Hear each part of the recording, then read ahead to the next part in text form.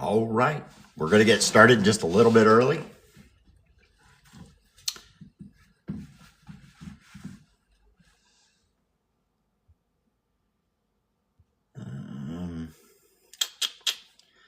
Share this to a couple people here.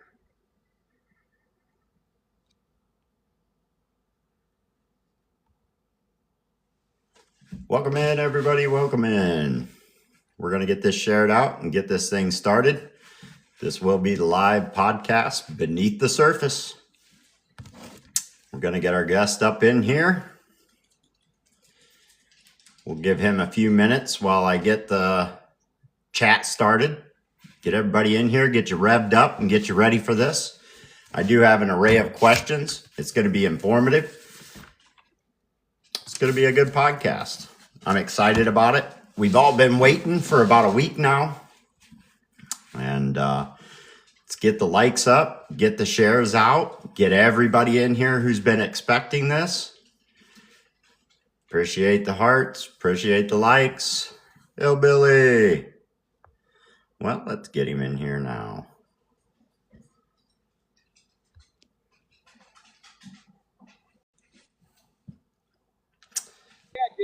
Hang on a minute. This is not the right account. I was just sending my heart me's and stuff. Oh, okay. Yep. Let me come back on the main. All right. He wants to be in under his other account. That way all his followers can get in here. Try and pay attention to the chat at the same time.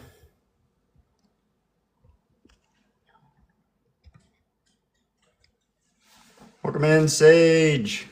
Rachel, welcome in.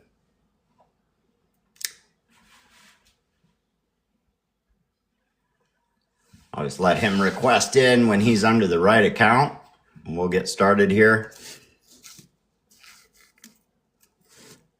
So normal podcasts are pre-recorded, and it's put out there. All the little mistakes are taken out. We're not going to do that. We're just going to go live. We're going to go with it.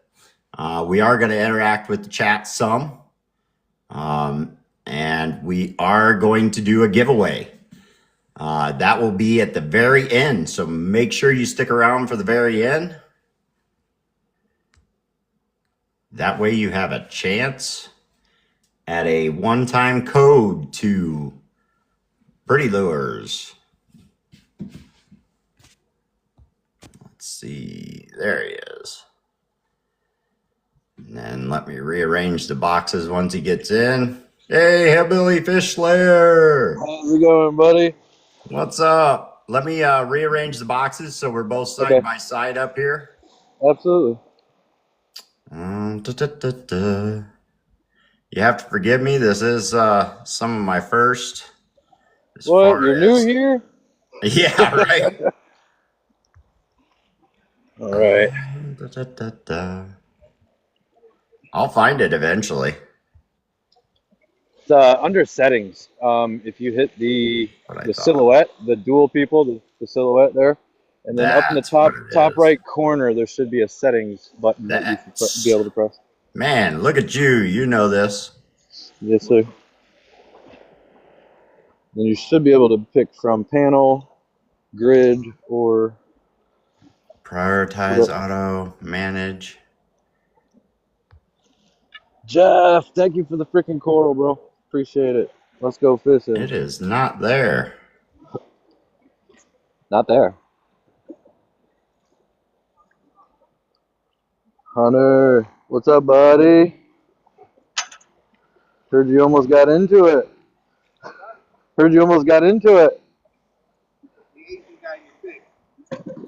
Give me just a second, guys. Technical difficulties. We need to get those out of the way.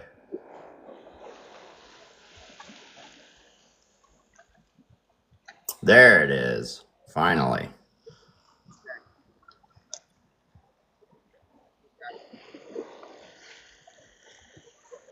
All the rest of the boxes. Getting there. We're getting there. You know. Wow.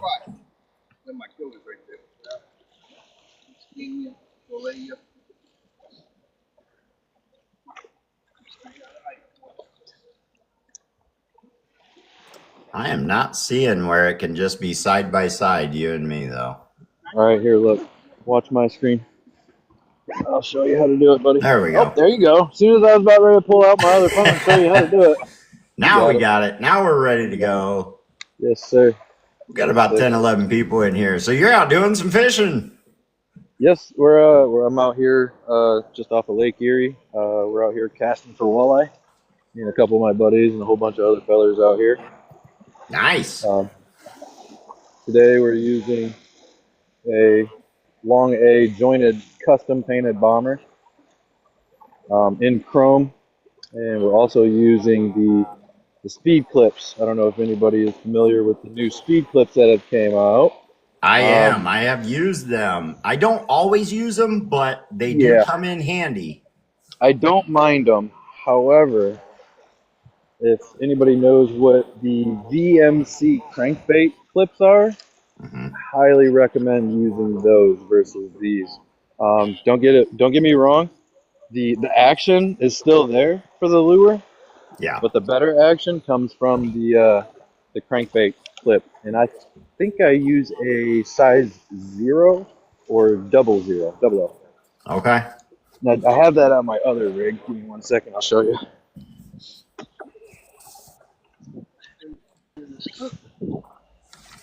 Welcome in, everybody. Thanks for coming in. Thanks for all the shares and the likes. That's going to be hard to show. It's going to be hard to do with my lighting.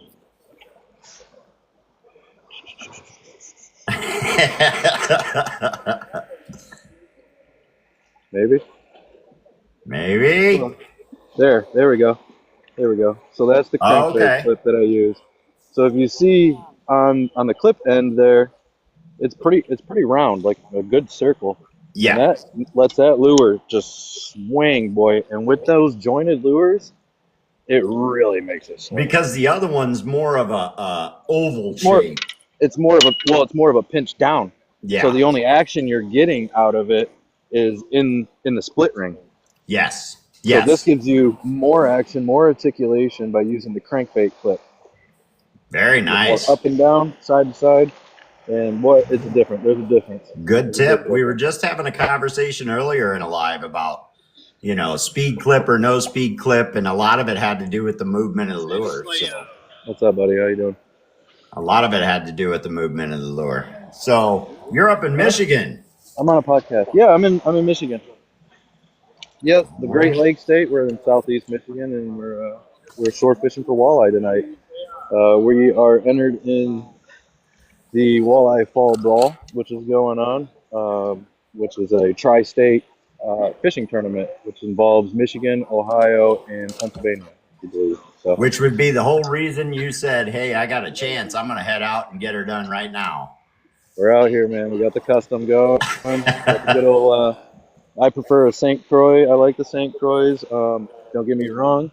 The Bass Pro does just as good. Walleye Prodigy, both of them 7'6", medium fast action. There you go. Boy, let me tell you what, they put the hammer down. And shout out to PC Fun Reels. I don't know if you guys tried PC Fun. I know a lot of people do the Cast King, but don't be sleeping on PC Fun, guys. The PC Fun I have Viper not X tried that one yet. I did try a Cast King. PC Fun Carbon X 2000 or 3000 as well. But Carbon X 2. Smooth, man. They do great. So you're using your own custom painted lure, though? Correct. Very nice. Yep. Well, good that I looked, because I now have a bent hook that I just realized that. So for those of you who don't know Hillbilly Fish Slayer, that's the whole reason behind this podcast. We're going to get people in that maybe we're familiar with, maybe we're not, and get their name out there, get a little information, get to know them a little bit. One thing I think people like to know is, how long have you been painting, and how did you exactly get into it? Well, I guess I'll start with, how did I get into it? I got into it because I was inspired by a lot of other wonderful custom lure artists out here on TikTok. Those guys were phenomenal to me. Great people.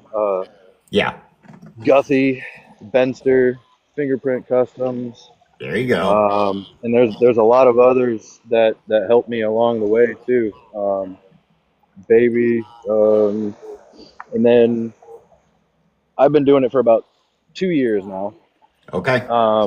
So, and now I get to be the other guy and say, hey, I inspire people now to custom paint lures, and I give them what knowledge I was passed down Yep. too, man. And it's really cool. I really enjoy that. Be able to share, something that ties in with the great outdoors, and be able to share that with everybody in the Yeah. world who wants to watch. I was saying it earlier. This is one of the only things I know of out there where we're actually willing to show new people tricks and little things on how to do, basically training your competition. I mean, Yeah, it's not so much competition as it is a camaraderie and something to sure. do, a hobby, fun for everybody. But not a lot of people show other people how to do what they do to get clientele.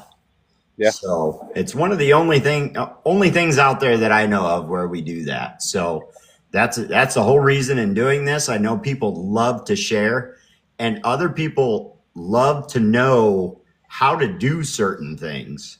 And it's not so absolutely. much, oh, I want to know all your little tidbit tricks. I want to know everything that's maybe up in your head, but more like a great question would be, what do you do when you have like a painter's block? You're sitting there, you're in front of the booth, and you have no idea what color scheme, what pattern to do. Been there. Do you jump on the internet? Do you go fishing and just think about it? There's a couple different ways I go about that tactics. One of them is absolutely get outside, go fishing. Yeah. Just go fishing, man, because you're going to get out, you're going to drive places, you're going to look at colors, you're going to broaden your horizon of what maybe to come up with. And Yeah. when you're out there, now you're tranquilic, you're fishing, you're doing it, man. Just enjoy it. Yeah. Another way is, sure, absolutely, I'll scroll the internet, or I'll even doom scroll on TikTok, watching other people's lives, and it's kind of subliminal. You'll see, flowers in the top right corner of this person's live, or like you'll see a red horse in another live, and boom, all of a sudden, now you have the inspiration, now you have the idea. Now, aside from other people like that I associate with, Yeah. like people in general, inspire certain colors and stuff, and they have great ideas as well. So Yeah. like somebody will say, "Hey, blue and purple looks great," and I'll be like, "You know what? So does pearl. Let me put all three of them together." And yeah, Yeah, sorry, my buddy's trying definitely. to show me some lures. But yeah, there's so many different ways that I have gone about trying to beat painter's block. Music is another inspiration too. Just scrolling around on YouTube, listening to new music. So what colors do you typically use, and why those colors? Is it certain to your area? And Yes. when you're making a bait, I say it all the time. We kind of have to catch that fisherman first, right? So they have to like the bait before they go any further with it. But it also Yeah. has to catch fish. If they're not catching fish on your bait, it's not really worth their time. Yeah. So, what's some of your favorite colors to use? Maybe a certain bait. Chartreuse. Yeah, Can't beat chartreuse, man. I hear it all the time. I don't care what kind of species fish it is, bass, crappies, Yep. bluegills, walleye. They all love chartreuse. And you can And vary it so much. You can yes, put chartreuse a little bit in a bait. You can yep, do a whole lot on the bait and maybe yep, splatter it out. You yep. can use it a lot of ways. So many ways. You do a base layer, make it into your crackle, and put a darker layer on top. Chartreuse and purple. Woo! That There looks you so go. good. Oh, it looks so good. There's a I'm like, tip if for I you was a guys. fish, Chartreuse I'm and gonna purple. chartreuse and purple. Man, good colors. Good colors there. Thanks for coming in, everybody. Thanks for all the gifts. I'm seeing a lot It of is. people in It is. here, a lot of people from Hillbilly side, a lot of Alex. people from my side. So your favorite fish to fish for, what would it be? Doing it right now. We're out here fishing for walleye. It's got to be the walleye, huh? Got to be the walleye. I mean, Yeah, it's really hard to beat that crappie thump, yeah. but I don't know, something about just sitting out here for hours, abusing myself and wearing myself down to catch one walleye. Ski just got a 30 inch. Ski just Well, got a looks like 30 it's incher. hot there. We just got a fish down up here. You want to go see? There you go.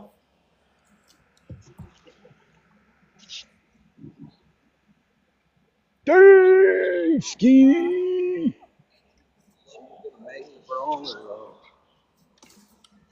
There you go. Oh, turn your headlight off, bud. Nice, ski. Nice. Let's go, buddy. Nice. That's what they're after out there. All right, first one. All right, we got to cut this podcast because I got to get my 30 incher now. You what? No, I said we got to cut the podcast. No. Time for you to go catch some, huh? Time for me to cut something. Hell yeah. That was a nice looking fish. So we know that you custom paint baits. Is there other hobbies that you do in the bait making realm? He wants to show off again. I'm sorry. That is a monster. We're getting close to brawler time. There you go. My good buddy Ski. Not quite. Ski, say hi to TikTok, buddy. Hey, TikTok. How's it going? Probably 825, I bet. Yeah, about a 28 incher, 8.5 pounds. Probably that's pretty close. That's a good fish. That's a healthy fish. From shore. From shore too. So, are there other hobbies that you do within the bait making realm? You don't just do custom hard baits, correct? Right. Yeah. No, I do. Tie crappie jigs as well. I do crawler harnesses for walleye. I also do catfish rigs. Wow. 80% of the fish that I harvest after me and my family have enough to, survive or whatever I think is plentiful, and which is approximately 20% of what I actually harvest. But 80% of it I donate to a local church here in my community to help feed homeless veterans and hungry children. So that's one of my big missions out here and why I do what I do, and I steadily fish, aside from the passion of loving fishing. Hey man, that's awesome. That is a great way to give back to the community and keep doing what you love. You know what I mean? Absolutely. That is great. So, in case you guys don't know, you can go find him, and he does a whole lot more than just custom hard lures. So, when you are doing your custom hard lures, let's ask the most controversial question. Let's get this one in there. Yeah. Do you use UV, or what do you use for your clear coat? I started with UV, and I don't foresee me ever changing unless I change the type of lure that I'm thinking. So, Have UV. you experimented with some others? I haven't. I mean, I did. I did automotive spray. I've tried automotive spray in the can, in a rattle can. You gotta like push the button in the bottom and all that, and make sure you use the whole can and have like 50 or 100 baits out there. Yeah. And I'm the complete opposite. I started with BSI. I've always used BSI, and that's kind of where I stay. I bought some UV. I bought a light. I got it all ready, and I never used it. So that's always kind of a controversy. There's UV guys, and man, they stick to UV. And then there's BSI guys, they stick to that. Also like the rattle can, the Tamcos, and stuff like that. So it's a good bit of information. So when it comes to making a mistake on a bait, so whether that's color or clear coat, in the color realm, I mean, it's kind of easy. You can wash it off. You can start over. You can cover it up. You can blend it in to get rid of your mistake. But when it comes to the clear coat, it gets a little more difficult depending on which clear coat you're using. So in the UV realm, because that's what you use, what's something you typically do as the first step to trying to fix the UV? to fix like, so if I had an issue, let's say I had a light go out and it didn't cure on the one side and it was soft and smushy and sticky. And sticky, Um, yeah. a lot of times, it could be a light, or it could be ventilation, not proper ventilation. Okay. It could be holding too much heat. Like, everything has to be so precise, and then the temperature has to remain right around the same as well. No lower than 68, no higher than 72. You beat any side of that, you're not going to have a good set on your Yeah. UV. Well, that's great. That's great information to know, and maybe that's helping out somebody who's just getting started and maybe checking out the UV. Definitely, if there's any new bait makers in here, pay attention to some of the stuff that's being said, because he's done this for years. I have one of his baits sitting right here. You can't scratch that with your fingernail. It's hard. It's set. It's not sticky. Great job on that, by the way. Thank you. It was actually one of my first. This is the one I have from him right here, and that thing is smooth, hard. You cannot get that off with your fingernail. And we've all done it, and we've all seen a mistake or two on a bait. Sure. That's kind of why I wanted to get to that question. That can be one of the most difficult parts. You can be a phenomenal painter, but if you're not getting your clear coat on there to where the bait can be used again and again and again, and do the longevity of it, that can really affect the way things go for you. So let's see here. What's your favorite airbrush? I have experience with masters, Yep. but one of my very dear followers, good friends of mine that has been with me ever since I started TikTok, purchased me a really nice Infinity harder Stenbeck, and Okay. I love it. I love it, man. I don't think I'll ever go back to try anything else. That was the airbrush to use. And there were a lot of gentlemen that actually told me, Tim Rytel, actually, he's here in Michigan. He's a custom lure artist as well. He's the one who said, yeah, dude, get the harder Stenbeck. You won't be disappointed. And he was 100% correct. Love that. Love the harder Stenbeck. That's awesome. I think everybody, I know I did. I started, as a matter of fact, I have a master setting right here. They are a good airbrush. They are a great starter airbrush. I have moved on to Iwata. I really like the Iwata. I have a Neo. I'd like to go up, but as we all know, as you go up in the categories of airbrush, it of course gets a little more pricey. So you want to be sure it's something you're going to stick with for a while before you go spending, $300, $400, $500 and up on an airbrush. So, and by the way, just want to put it out there. This podcast is brought to you by Pretty Lure. They are sponsoring this whole thing. There will be a giveaway at the end of the podcast. You have to stay to the very end. We're going to do a giveaway at the end of this podcast. So make sure you stick around, and appreciate all the support from Pretty Lure. And we're going to try and keep going here. That way you can get back to fishing. It looks like maybe they're catching them around you. I'm not sure. Well, just the one fish so far, I think. Is there Just any more one? fish caught, Hunter? Just the one? No, just the one big mama, though. That was a big girl. So do you do 28? Okay. Do you do auctions, or is it more or less you're just by yourself? If you do an auction, is it like group auction? Is it just by yourself, or you just don't do them at all? I've tried auctions. They're not for me. Okay. I can't. I don't know. It's just not what I want to do. Yeah, not my thing. Hey, it's not for everybody. I like having people join my live and be able to converse back and forth with them.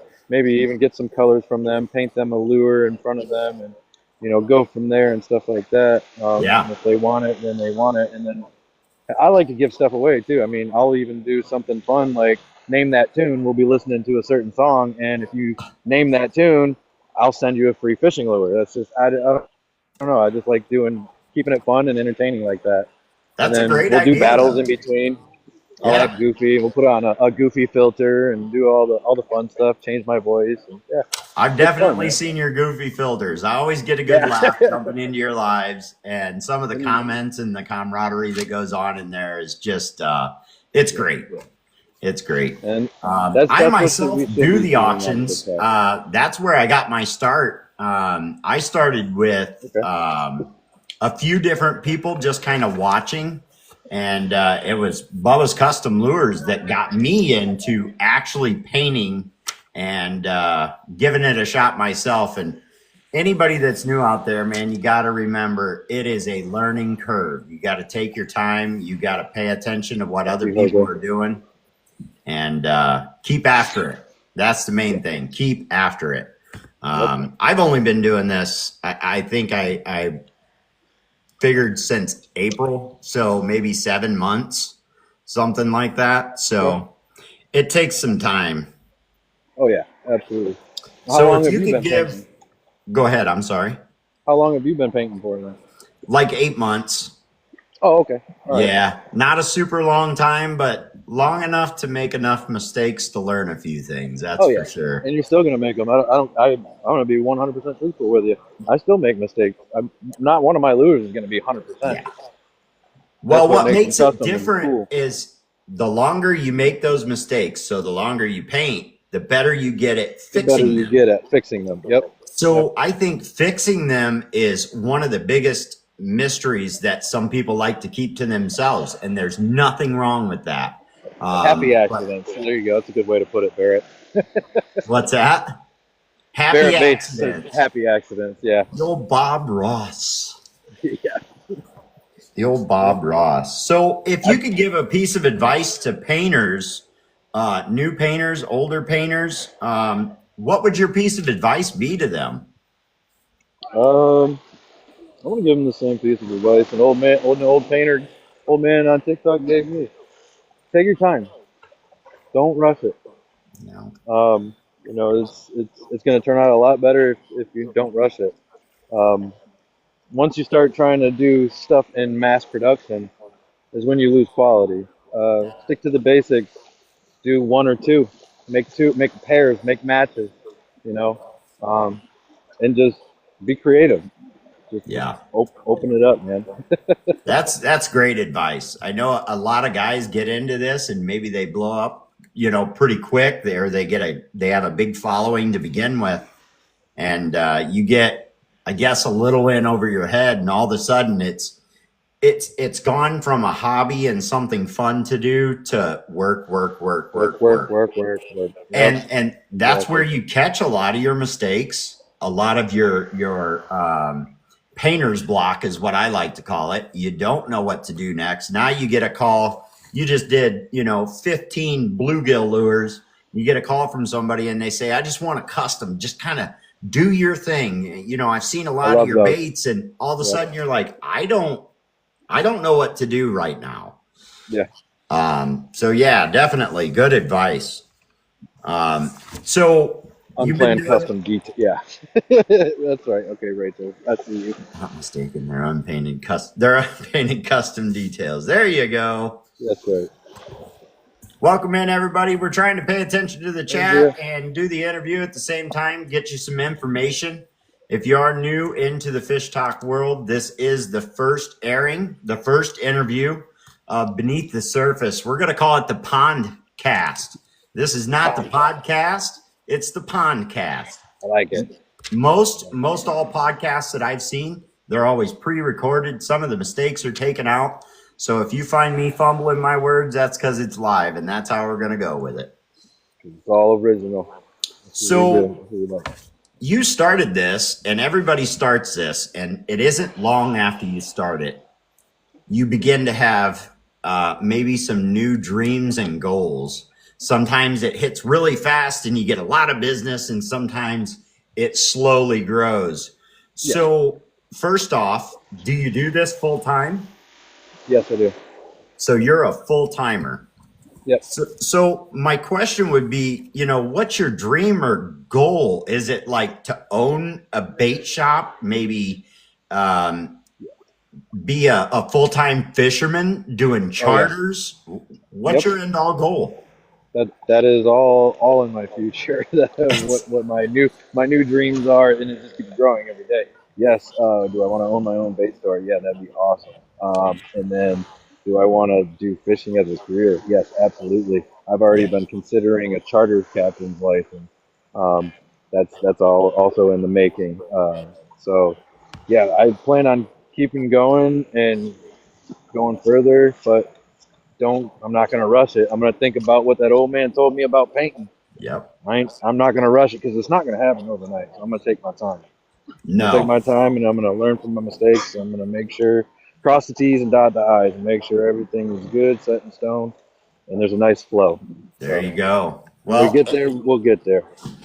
Anybody who has that dream new to starting to paint, and you got that dream of, I want to do this full time, right here is a perfect example. You can get there. And like his advice says, just take your time and it'll happen for you.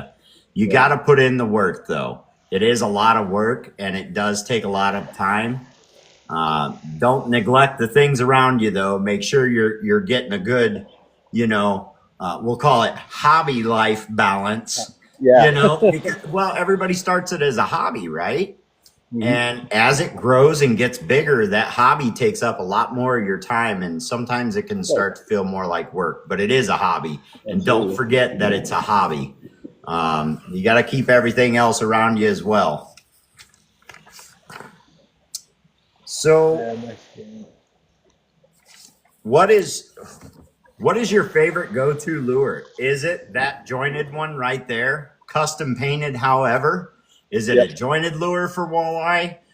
Because that question's been answered. Your favorite thing to go after is walleye. So what's your favorite bait to use when you go? Well, favorite bait to use when I go is, oddly enough, not that. I do like jigging the river for walleye. So we're going to go with the 1 ounce jig head and some cast and pull soft plastics. There you go. That's my go-to, because jigging's my jam too. As much as I love casting, it's a lot more fun jigging the river. Here, like I said, I like to beat myself up out here, but jamming on the river, that's it, man. Yeah. I'm a bass guy through and through. That's how I grew up. I actually started fishing the Mississippi River, and that's what got me my love for fishing. And I just went on my own from there. Bass, bass, bass. Do I catch walleye? And for those of you who don't know, I'm from Ohio, right up here by Cedar Point. I get to fish Lake Erie all the time, and that is what you're on, correct? Correct. Yeah, I could probably see you right over there. Oh, you're right up here. Yeah. I'm right across the border. Okay. Yeah. So I catch walleye, I catch perch. These walleye will go after a crankbait, no problem. They will go after soft plastics, no problem. Oh yeah. So don't forget to put that in your repertoire when you're fishing out there, guys. If you're coming up there to Erie for the first time, get out there with some different baits. Right. Yep. Snack Eater's telling on me in the chat. He says, or I have a walleye in my bathtub. Now, Snack Eater only did that a couple times last year, and we may or may not have had 3,000 people in the live because I had a fish in my bathtub, and they were probably wondering why. Well, first off, I'm a hillbilly, and we were doing the same thing we're doing right now. We were in a walleye fall brawl tournament. I caught the fish at night. The weigh-in station does not open until 8 a.m. in the morning, so I wanted to keep that fish alive. I figured, live weight weighs better than unalive weight. So I kept that fish alive. We had well water. It was in a bathtub. I had an aerator and everything. The fish was fine. It made it to my dinner plate the next day. So that's great. That's a great story, right? But, yeah. Hey, appreciate it. Appreciate everybody coming in. Tiny man. Thank you, bub. I appreciate you. Let's see. So yeah. What haven't we talked about here? How about you? You got any questions for anybody in here? Is there somebody you'd like to take a question from? Yeah, if anybody would like to ask any questions, if anybody has any questions about what I There do, you go. why I Let's started what refer I to the did, chat. the All chat the can fish he's definitely. missing. Exactly.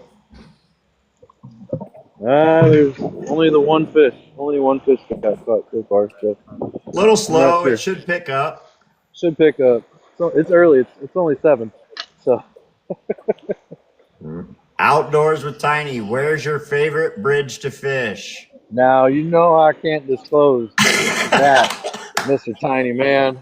That is my secret and my secret only. It's not going to happen. What kind of UV do I use? That's a great question, Lauren. Lauren, I actually recently discovered a mixture. I now mix the Illuma UV with a Nick Pro. The Illuma UV is a medium type, and the Nick Pro is a hard type. So I make a happy medium now, in the middle of medium and hard. So it's, I don't know, it's still medium. I don't know, whatever you want to call it. Okay. But I recently found that out by mixing those two. It does a lot better. I've actually had better, clearer results. Because if you look at my past lures, they seem kind of almost a little dull and a little dingy. Um, I believe the Nick Pro hard type actually is a little bit clearer, so that helped with the medium type. Still experimenting, but so far so good. My lures look great. I think they look great. I don't know. I don't need your guys' opinions. You're gonna have to come see me live, whether I'm out here fishing or painting lures. But There you go. you guys will have to come tell me. If you're how I'm not doing. following the Hillbilly Fish Slayer, get out there, get him a follow. He'll get you a follow back. Check out his lives. There's a comment here. Somebody asked you what's your favorite bridge to fish, and somebody said it's in the water. Yeah, Pretty we call Lures. it. Pretty Lures We call has a it the question Disney for bridge. you. Who Okay. do you follow the most? Who do I follow the most?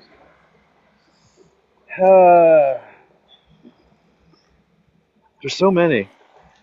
I follow over 500 people, and it's so hard to keep up with everybody because I love watching everybody equally. I'm gonna say the most. I don't really have anybody that I hang out with the most. JJ the Clown. JJ the Clown. I'm gonna have to say JJ the Clown. I hang out the most. I have a weird side. I like clowns now. Never used to, but he's actually my really good friend, one of my best friends, and he's a content creator on here as well. I moderate for him, and he's just a great guy. I've known him for almost 2 years now, a little over a year and a half. But yeah, that's probably who I watch the most because I moderate, so I have to. It's my job. I would say 80% of the time, probably more, when I catch you in a live, I see JJ the Clown there. Yeah. Yep, you'll see him. If you see Hillbilly, you see JJ.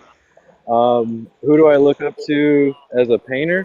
Not one in particular, but right off the top of my head, Mr. Benster, Tim, me and Tiny, me and Outdoors with Tiny, we kind of grew together. We learned painting together. He would figure something out, and I would figure something out.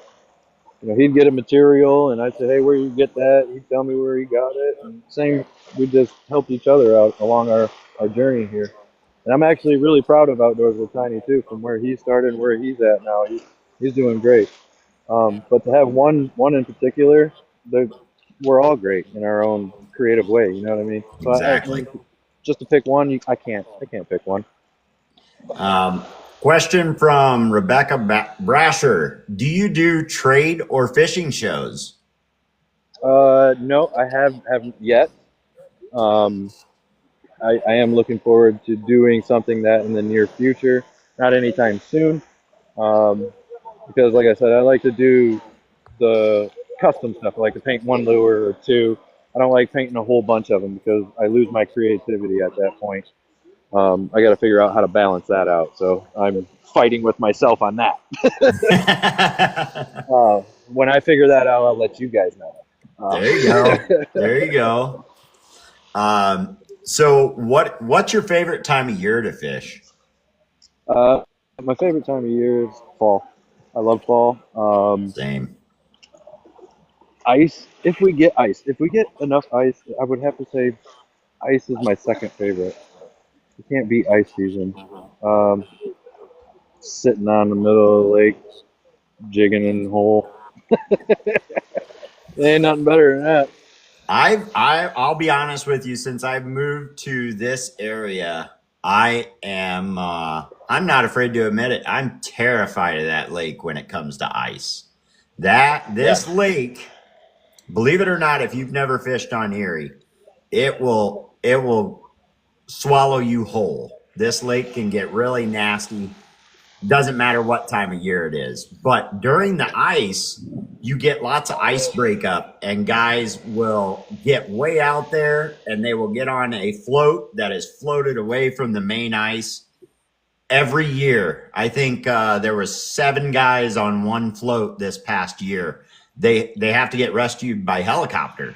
And sometimes it's fishermen, sometimes it's snowmobilers. I probably feel the worst for the snowmobilers because they're not taking your snowmobile with you. You end up having to pay for that to be brought back up out of the lake. So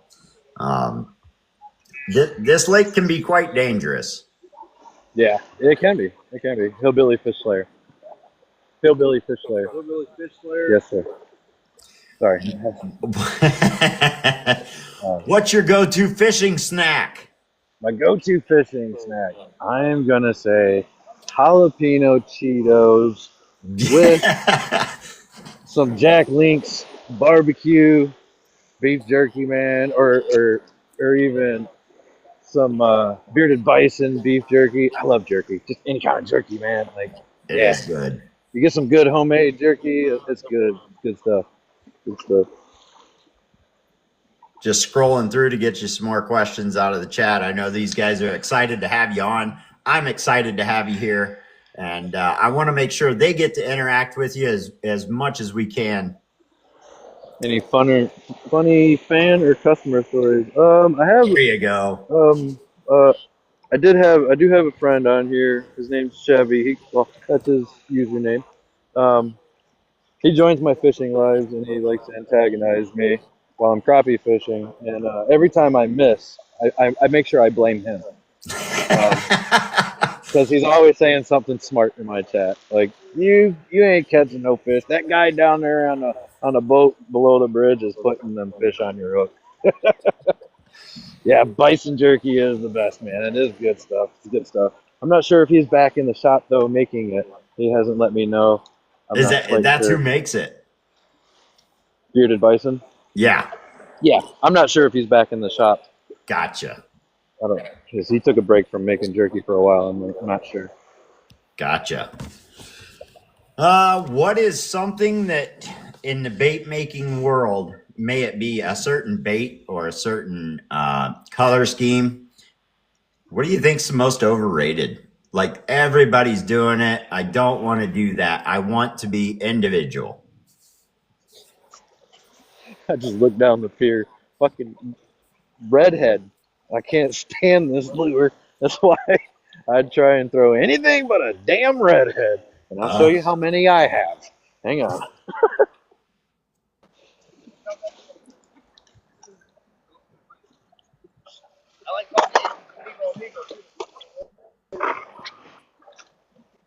So here's all my redheads. And I've collected them over time. You'd like to throw anything but that, huh? Anything but this. I started with one. And then I bought a second one. And how I know they're mine is because I put the little rooster tail on them. The rest of them are from guys that cast and their line snaps, and I pick it up. Or I go down on the beach and I pick them up down there. So just collect them now. But yeah, anything but the redhead. So North Waters wants to know, usually from the shore, or do you have a boat as well? I have a boat. I have a boat as well. I go out on Erie. I only have a 16-foot shallow V with a 20-horse tiller, so I got to pick my days. Yeah. But yeah, I do go out there. I test out crawler harnesses for hard hitting hillbilly harnesses. My brother took over the business. He's doing great. He's hitting all of the local bait stores. He's in Mommy Bait and Tackle. He's down here in Southeast Michigan at Fisherman's Cave. I got my catfish rigs. I've got lures in Fisherman's Cave here. That's where I'm starting out at. Yep. It's a young entrepreneur, young lady. Me and my brother, we consider her our sister. And she bought her first bait store as a young 21-year-old entrepreneur. Very proud of her. It's freaking awesome. So, Yeah. and she Wow. custom paints as well. She just got into custom painting as well. So, Very good. and I Very try and help nice. her as much as I possibly can. But she does everything else, man. She pours lead. It's awesome. It's truly freaking awesome. Very nice. Well, for any custom bait makers out there, there are lots of places you can go. That is for sure. Pretty Lures is one of my favorite places to go. They have a great option.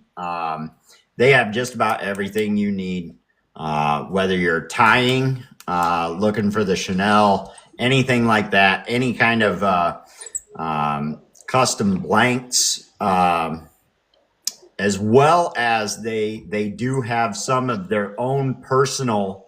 You can't get them anywhere else. So let's go check them out. Everything tonight is brought to you by Pretty Lure, so don't forget about them. There are definitely plenty of places out there. Let's see what else we got here. Awesome customer service too. Yep. Yes. Yeah. I've got to stop by there. One of these days I'm going to. I promise Pretty Lures I was going to be there one day. I make my rounds. I try and visit everybody. If you I haven't just checked seen them Wits out, come in here. yeah. Wits are awesome. Yep. She just sent you the heart me. Wits awesome. Appreciate it, Wit. It's great. Yeah. I've been with Wit since we were both at 1,000 followers as well. Well, that's how I found you. Me and Tiny. Oh, is it? Oh, it is. That's right. Yeah. Wit. That's right. Yeah. I forgot.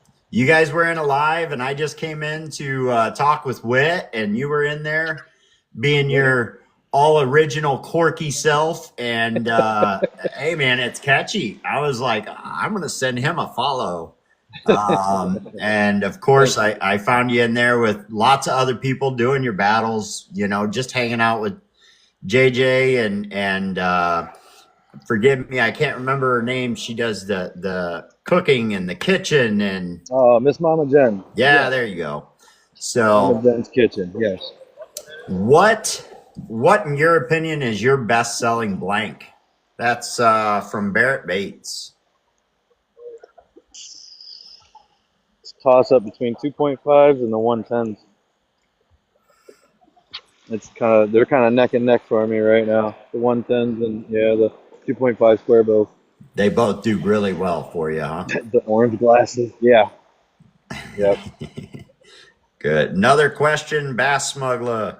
What's your favorite rod and reel setup? I think he went over that a little earlier. He is fond of the PC Fun. Yep. PC Fun, St. Croix. I still rock with St. Croix. Yep. This is the PC Fun Carbon X 3000. Oh, it's the Carbon X2. Sorry, Carbon X2. There's two different Carbon X's. I like them, man. I like them. They stand up to quite a bit of abuse. Because when it's brawling time, I'm out here almost every day, and I'm putting out anywhere from 500 to 1,200 casts. Depends on how long I sit. Yeah. I don't stop. I just keep casting and casting. I might take a 5-minute break, but I just keep going and going. Because my ultimate goal is to hit the limit. I'm trying to get 6 from shore because who can say that? You know what I'm saying? Like, That's freaking awesome. Yeah, sure, you can get 6 in a boat, but try and get 6 from shore. Try it.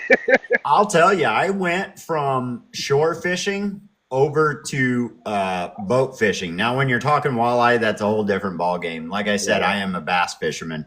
Largemouth, smallmouth, spotted, doesn't matter. I just love to fish for the bass. And I started off on the shore. A 14 And inch? if you go from shore fishing to boat fishing, it's a whole different ball game. It's a whole different ball game, depending on what type of fishing you're doing. I never knew I would have trouble with all my, trying to control the boat and set myself up for a fishing spot. And I'm so used to casting straight down the shore and bringing it along the shore to catch them in the shallows, where when you're in the boat, now you got to position the boat along the shore. It's a lot different. So my hat's off to all the bank fishermen. My hat's off to all the boat fishermen. They both have their difficulties. And if you're used to one over the other, you're going to find a challenge switching it up. So I still miss the hook sets. I do. Sometimes I do. The hook sets. What's that? What's that? Rotator cuff surgery coming soon. Oh yeah. My dad, before he had passed, he had both rotator cuffs done. So yeah, that's definitely probably in my future. So when you fish as much as most of us do, it's gonna happen. And I'm not sure what you guys are referring to, but I have a hook set. There might as well be an atomic bomb going off when I set that hook. I use 30-pound braid, and I keep my finger on the spool when I set that hook, because otherwise the drag just lets go. And if I lose that fish, we all know it's not true, but if I lose that fish, I'm like, it's because the drag wasn't set right. I didn't get my thumb on the spool. Where's the fish? Where's the fish? We've all lost that fish, the one that got away. Shoulders and elbows get angry. Hey, as fishermen, that's all we do. We cast, we reel. They start to burn. They flare up. I ain't gonna lie. I get the feeling to burn, man. I've actually became almost lethargic out here because I didn't realize how hurt and injured my body was from casting and casting and casting. Because my adrenaline literally pumps for that long because I'm excited to get this fish. Yeah. I love it. I love what I do. Appreciate all the gifts, everybody. Appreciate all the likes. Appreciate everybody stopping in, sharing this thing out. This is the PondCast, Beneath the Surface, brought to you by Pretty Lures. And we have our guest, Hillbilly Fish Slayer. He is out there slaying them right now. And you got to tell us, how'd you come up with that name? Well, I came up with the name. The name spiked off of my late father. We'd go out here on Lake Erie on the boat, and that's who taught me all about, Lake Erie fishing. And I learned a lot from that man, not just fishing, hunting, life in general. And he would always wear the straw hat, and he'd call it his go to hell hat. So when I pictured my dad, I always pictured him as a hillbilly, with the straw hat and everything, and the way he talked. He was born in New York. Buffalo, New York. He's originally from Buffalo, New York. My ancestors are Polish. We're Polish and Hungarian. But I originally came up with the name for my dad. I did it for him. I'm doing this for him. So Hillbilly Fish Slayer is for my dad. That's great, dude. That's amazing. That's a way better and more in-depth answer than I ever would have thought of. That's great, dude. Paying respects. Thank you. He says, we're not going to talk Alex, about how Texas Fishing wants to know, how many fights have you been in while fishing? 2 this year so far. How many Karens have you ran into? 2. I ran into 2 so far. No offense to anybody named Karen in the chat. Yeah. No, well, the male version was Kevin, so no offense to Kevin. Any Kevin in the chat, yeah. Sorry. Would you catch a fish already, dude? I'm ready to net somebody. Yeah. We're gonna do a couple more questions if you got time. The chat has questions down there. So absolutely. One of the questions would be from Bass Smuggler, and we were gonna get to this before we started interacting with the chat. What's the biggest fish you ever caught? Biggest fish I've ever caught is a 50-pound, 53-inch lake sturgeon out of St. Clair River in Michigan. Yeah. Wow. Have you ever felt like quitting Fishing? Gotta make a cast. Yeah. Have I ever felt like quitting fishing? No. What made you wisen up about it? Made me wisen up about it. About fishing or quitting fishing? So you've never thought about I get it. quitting fishing ever? No, I have. It's crossed my mind. Yeah. It's crossed it. But no, I still got that drive. It's still that hunger, and I can't really explain it. It's addicting. Fishing's addicting. Oh, I just I got don't hit. think anybody can. I think people who don't fish always ask us that question. How do you find the entertainment in fishing? And I always say, are you a golfer? I mean, people find the entertainment in golfing that I would never find. I find that entertainment in the fishing. Yeah. Same here. I mean, it's not the entertainment really. I mean, it is the adrenaline rush, like when you actually hook up on a fish. Oh. That's the part you're waiting for. Yeah. But the whole longevity, the whole hunt of it is what I strive for too. I like not knowing where the fish are. When are they going to hit? But I like deciphering and figuring out all of that. So I want to rephrase that question. I've been corrected on it. It's not so much the fishing, but how about the bait making? Have you ever felt like quitting the bait making? And what stopped you there? Yeah, I have just recently, actually, probably currently because we have been experiencing violations and unforeseen futures of other bait makers. I'm sure there's other lure artists in here that can agree and have gone through the same thing I have. But they're all testing stuff out. I'm just kind of sitting back and I'm waiting right now. I'm not 100% sure I want to keep going live and doing it. Is it going to actually stop me from painting? Probably not. No. Yeah. Because I still got my little sister that looks up to me. I still got a lot of other people that look up to me other than social media. You know what I mean? There's more to life than just social media. Yeah. So. Yeah. There is definitely a lot of frustration in doing the live stuff like we do, getting on the lives, trying to do baits the way we do them, especially in the auction area. It gets difficult. We have to figure out our ways to get it done and keep striving forward. So That's right. That's right. Somebody said golf, the human version of fetch. Yeah, there's that. That was Snack Eater. I might offend people by saying this, but I've always said, if you're a better golfer than you are an angler, then just come golfing. Well said. Well said. Save some room on the pier for the rest of us. Yeah.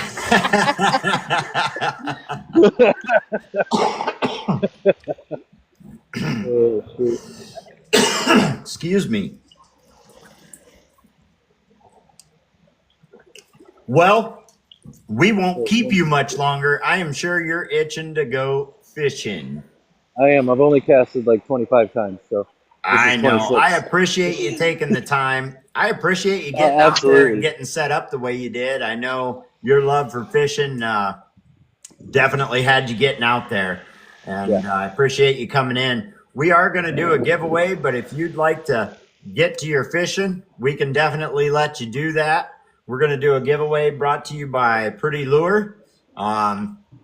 Everybody is part of the giveaway, and the way it's going to work is I'm going to try and get one of my moderators to do a random number generation. Everybody that's in here has a number beside them. If you click up in the upper right-hand corner where it says 32 to 31, 33 people, everybody has a number beside them. I will let you know. If you're private, all right, I'm out of here. All right, buddy. Thank you. Appreciate Thank you so much. Hillbilly Fish Slayer, everybody. Yeah. All right. He's got to get to his fishing, and I don't think any of us can blame him. So we are going to do a random number generation. if one of the moderators can just let me know which one of you would like to do that. We do have 31 people in here right now. Don't ever let somebody steer you away from doing what you love. And I think everybody in this chat, we all love to fish. Half to 3/4 of us love to do our bait making. If you're struggling with the bait making, reach out to somebody. Everybody in here is willing to help you. Maybe just give you that little more of an edge that you need.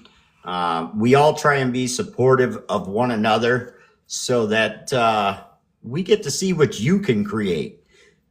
Two people can make the same exact bait with the same exact colors, same blank, same everything, and it will not come out the same. We do it all the time. If you're not following some of the people in the chat, if you're not following Hillbilly Fish Slayer, and if you're not following me, make sure and send everybody you can find in here a follow. Let's make this community a lot bigger. Let's get everybody the knowledge they need to keep going every day in the bait making community and the fishing. Don't be afraid to ask the fishing questions either. Maybe you're new to a certain area. Everybody in here is from all over the US, all walks of life. They do all types of different fishing. We are going to interview more people. We're going to have somebody different on every 2 weeks. Right now, we're going to do it every 2 weeks. So make sure you come back for the next episode, which will be 2 weeks from now. We're not going to tell you who it is. You'll have to tune in to find out. All right.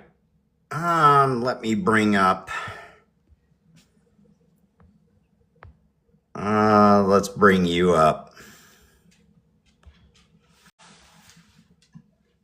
What's up?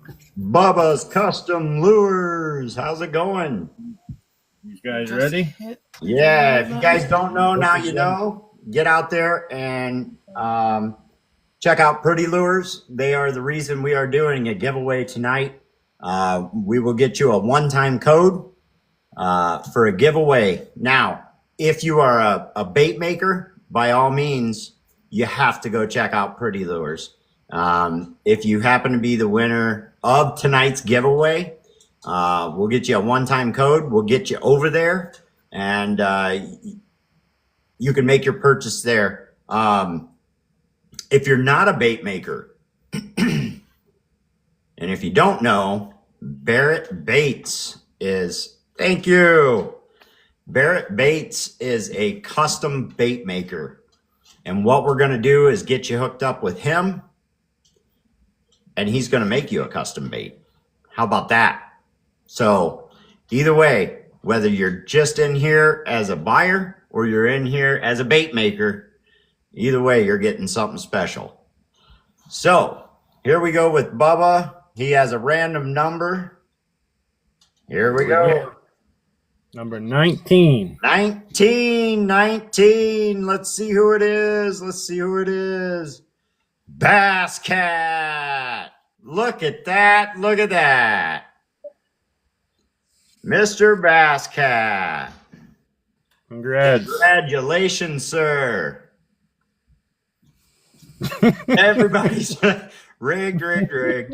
Yeah, if you don't know, I chat with Bass Cat a lot. Bubba chats with Bass Cat a lot. You've seen it for your own eyes. That was a random number picked. And actually, there was even more people in here. Make sure you come back for the next episode. We're going to get somebody else up here. If you have any suggestions, maybe there's somebody you'd like to see, let me know. Send me a message, and we'll see if we can't get them up in here. I think the next episode, I'm not 100%, but I think we might get a female bait maker up in here. You see it and you watch me hit generate, so nope. Where was our number? Yes. Your number, okay, so if you don't know and you're not used to being in live, right up here in the upper right-hand corner, you see that number 35? Click on that number 35, and it has everybody's name with a number beside it. And that is the fairest way that I could think of to do a randomized giveaway without everybody putting their own number in the chat. And we got to go back through and make sure it's not a duplicate number. That is the best way I could think of doing it. So there's your answer. I think that was from Bass Smuggler. Yep. So check that out. You'll see a number. Like I said, if you're a private account, that's the only thing I can't control. If you're a private account, it doesn't even show you as in here. So if you are a private account, make sure the next time you come in here, you can just turn off that privacy mode and it'll put you in there for the drawing. And then after you're done, you can turn it back on if you would like. But just know it's better to be out of privacy mode, especially if you're in a community like this. So everybody can find you, send you a follow. You get to know more people, more bait makers, stuff like that. So the giveaway was brought to you by Pretty Lure. Appreciate these guys. When I told them I was starting this, they said they thought it was a great idea. We just kind of had a little chat about it. And it was a few days later, they decided they wanted to be part of it before we even did the first episode. And also, don't be afraid to let me know how this episode went. If there are questions you think that should be put in there, by all means, let me know. But I think it worked out really well, letting the chat interact and ask their own questions. Thanks, Bubba. I appreciate it. Letting the chat ask their own questions. We're not going anywhere right this second. If you guys are having fun and you want to stick around a little bit, we can open up the live and everybody can kind of join up and start a conversation. You can tell me the highlights or something I might need to change. All opinions will be accepted. Doesn't mean we're going to do it. I think things went pretty well, but I'm always open to suggestions. Northern Water says he's tying flies right now. Walleye flies. Great podcast. Appreciate it, Bear. Always good to see you. Carl Voss was in here. Bubba's Custom Lures. Let's shout out some people. How about it? We got Bass Junkie, Outdoors with Tiny, Lauren's Lures, Thump Candy Jigs. Hey, I want to say, if you don't know Thump Candy, what a great guy. And he has definitely fallen on some hard times. I'm not going to put a lot of his personal information out there, but he's going through some difficult stuff. So we're praying for you, buddy. We're hoping you get better. And we're praying for you and your whole family, dude. Let's get back to some shout outs. Pretty Lures is in here. Bass Smuggler, Barrett Baits, one and the same as Pretty Lures. Alex, Texas Fishing, North Waters Tackle Company, Ephron. We got Woods up in here, Swamp Rooster. And the winner of the giveaway, Bass Cat. Holly is up in here, Brasher Baits, Mr. John Ward. Bubba's Custom Lures, Bear, Sage, Gridlin Grandpa, Jose Torres, TRS Tackle, Cindy, Gators 2 Gaming, Road Cone, Maury, Fishing Musician. See, there's that hiccup I was waiting on. Mike and Fishing. Appreciate everybody coming in. Appreciate y'all being here. There's Thump. How's it going, buddy? Going. It's going. Yeah. I didn't want to put it all out there on you, but I did want to say a few words for you. I seen you down I in there. appreciate it, man. It means a lot. Yeah. Well, you're always in here. You're always, BSing with us. And, not that it matters that much right now, but you're always in here supporting everybody. We'll put it that way. You're always in here supporting everybody. You got great ideas, great color scheme ideas. So just hoping you get better, brother. Yeah, I appreciate it. Yeah, not a problem. TRS Tackle says, we want everybody to know we're having a benefit auction for Thump Candy on, I believe it's Tuesday. Correct me if I'm wrong. I see a Thursday on there. She said Thursday, but the thing says Tuesday next week. Yeah, I seen a post earlier about a Tuesday. Oh, thanks, Holly. Gonna make me cry. That's some real tears. Podcast, debating fishing lures. Let's go TikTok. Tuesday. She did correct. It is Tuesday. Tuesday at 8 Eastern. It's not something we typically do, but fortunately, this is not something everybody runs into. So it's we're just going to leave it at that. But we definitely want to pull together for Thump Candy. He does a lot for our community. I've been talking to him ever since he came in here, and he's always been a great guy. So we want to show him some love back and help him out a little bit. Everybody's welcome in a box. If you all want to jump in a box, the podcast is officially over. We have the first episode in the books. Thank you for coming in. I appreciate each and every one of you. You done a good job, Corey. Thank you. I appreciate it. Bass is jumping in. Hey, Pumpkin. What's going on, buddy? Laying here, looking like this, feeling like that. Yay. Thanks, Mad Mexican. I appreciate it, buddy. Joe. Pretty Lures, I got to get with you. You might have sent me a message during the whole podcast. I was having a little trouble at the beginning keeping up with everything and everybody. We had a great crowd. I mean, we had, I was seeing up to 40 people in here. And for a first airing of something like this that is not typical, hey, I couldn't ask for any better. I think you done a great 80K job. locks. 80K. Look at that. Let's go. At one point, I think I saw At one point, I think I saw 60. Oh, wow. That's amazing, dude. I did a nice job, man. Very good job. Thank you. I appreciate it. I appreciate it. Look, that Pretty Lures sticker is not big enough on your shirt. I absolutely know. What you guys don't understand is what this black curtain back here is actually for, is for a completely new PondCast Beneath the Surface logo. And we are going to get Pretty Lures logo right on up there. It will be big enough next time. Trust me. That's Corey, what she said.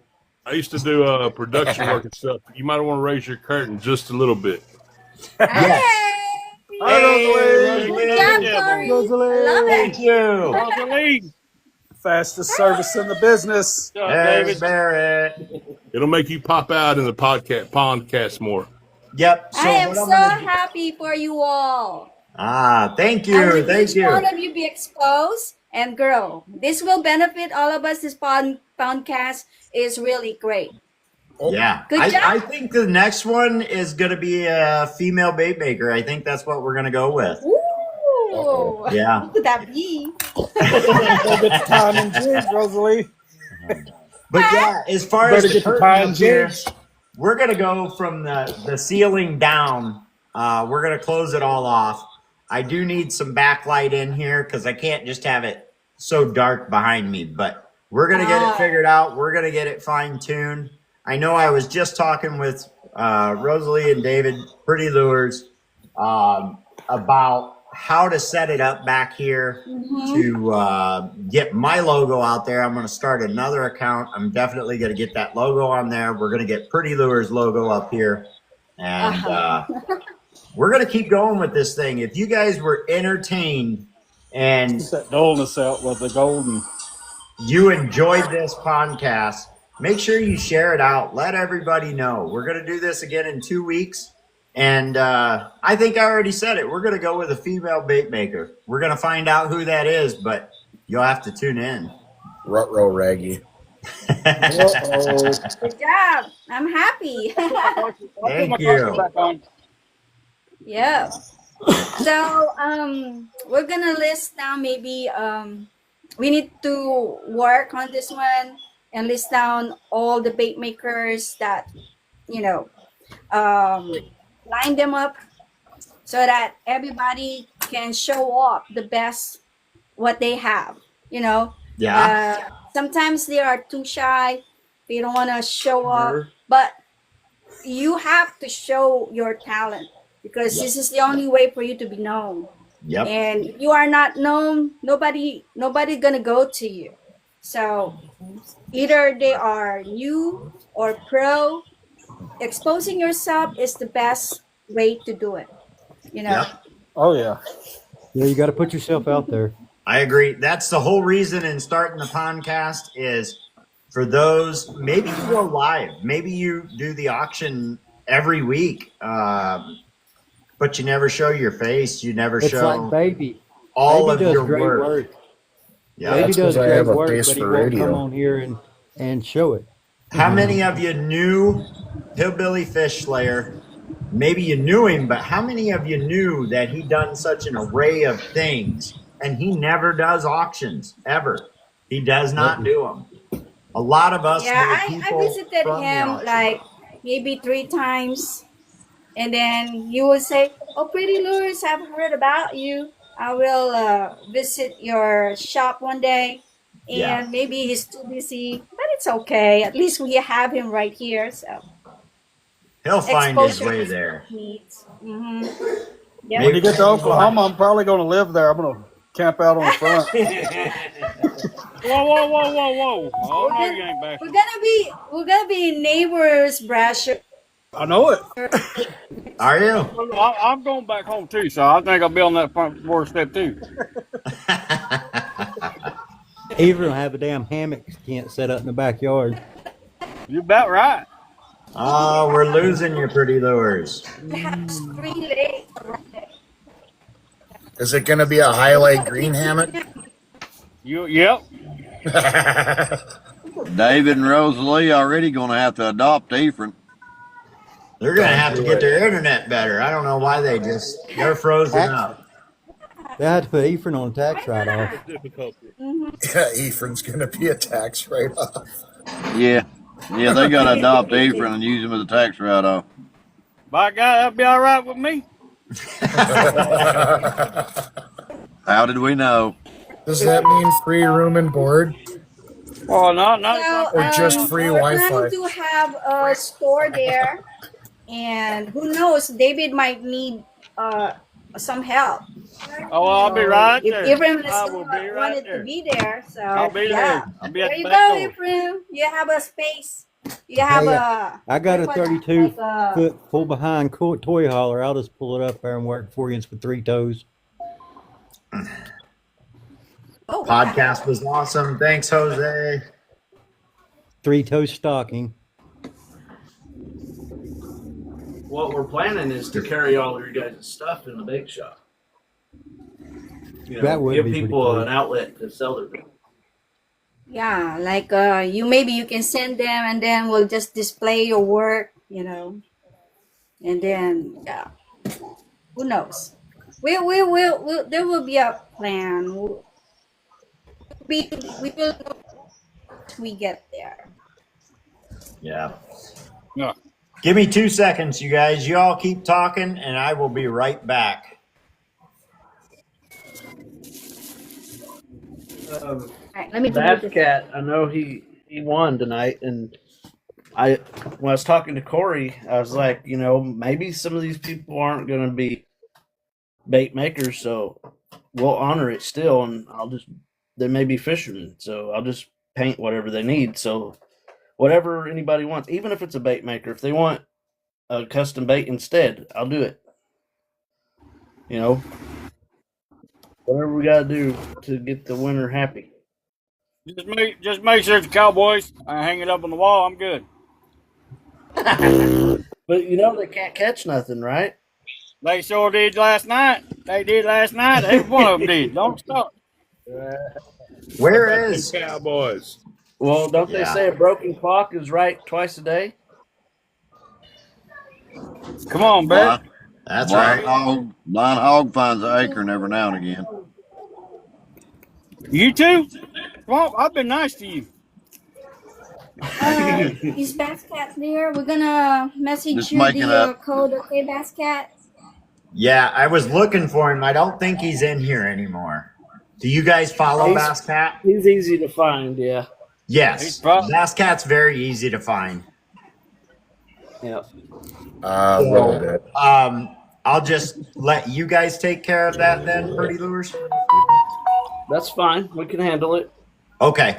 Yeah. Just send him his message. He usually checks it, and I'll check with him and make sure he's, looking on there. He is not a bait maker, so I don't know if you guys want to discuss how you want to go with that. I know there's a few options you can do. He's a great supporter, though. Oh, very much so. I'm sure he's already got some of my stuff. I couldn't prove it, but probably. I'm sure he'll take one from you. He's a natural color guy. Nothing red. Nothing red. Everything red. Everything red. Everything red. Paint that sucker solid red and send it. Same with Ephron. Everything Hang on, red. he just come back. There he is. I thought I brought him up in here. I'll Hi, Joe. I can drop down, Uncle Corey. Well, there goes Joe.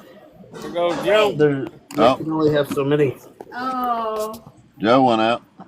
There he is. Speaking of the devil, there he appreciate is. it, Joe. Thank you, sir. I heard everybody disagree with Corey about red. Red mate, red eyes. Rooster's on the shit list. Eagles on Do the you have shit any list. suggestion about What the did I drawing? What do you like best? Red I think hooks, they red got paint, much red of eyes. the cell phone or what? Maybe we Red could do bait. something else. I fish more 1.5s and 110 juniors than I do anything on the normal. We Red. got a lot of that. Yep. Check it out. We have it. Yeah. Well, like I was saying earlier, some of the winners may not be bait makers, so Right. in that case, she puts me to work. Just use your imagination, Barrett. Don't worry about it. Just paint me a 110 junior or a 1.5 of your choice, as long as it ain't red. Make sure you put a tiny dot of red in it. Well, if you haven't already, Bass Cat, make sure you Congratulations, follow them Bass Cat. and get them your address. I know I follow his Barrett account. I know I follow it. I'm not sure about the Yeah. Pretty Lures account. Yeah. Go ahead and send me a message with your address, and we'll get it done. Yeah, I bought baits from you before, but it's been a while back. Yeah. And I'm I doing figured my you best had. to make sure that by the next podcast, I have some better representation and a big logo behind me. We're going to get it done here. I really enjoyed it. I had a lot of fun. I hope you guys did too. I think it went good for the first one. You Uncle held Corey. about 35 people the whole time. Yeah. You got 80,000 likes. It'll grow. That's good. That's good. Yes, sir, Northwater. Rome wasn't built in a day. No. Well, and we just said it as a piece of his advice. Just take your time. It'll happen. Keep working at it. Yeah. You got this. Joe Rogan started on his couch. That's what somebody else said to me. I'm not sure if it was you or somebody else, but I couldn't imagine being that kind of big, getting not only you guys in here and all that, but maybe living that big dream of getting some bigger big names in here. Look Getting at the the blue talent check that mark. came through here tonight. Yeah, the blue check mark. I said, look at the talent that came through. Oh, Verified. it was amazing. Yeah. I haven't even checked to see how many follows I got. Hopefully everybody else got a lot of follows. Hopefully Hillbilly did. What's that? No red. Bass Cat don't like red lures. Ah, okay. No red.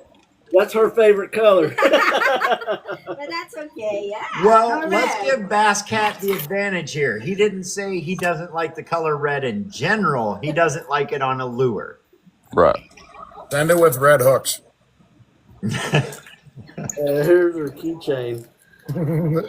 Sorry. Oh, that's cool. Maybe we'll have to do up a little special one too to go with it, Bass Cat. Well, that sounds good. Perfect. I appreciate your support, Pretty Lures. I really do. I can't say enough about that. I'm glad you guys got with me, and we're gonna go somewhere with it. We'll see how far it can go. I think it's going to help everybody. Yeah. Yeah. Hey, all I can say is for those of you who don't know, my wife is never in these things. She's never usually around, and if she is, she's sneaky about it. She was even in here. She was making comments. Awesome. That's unheard of.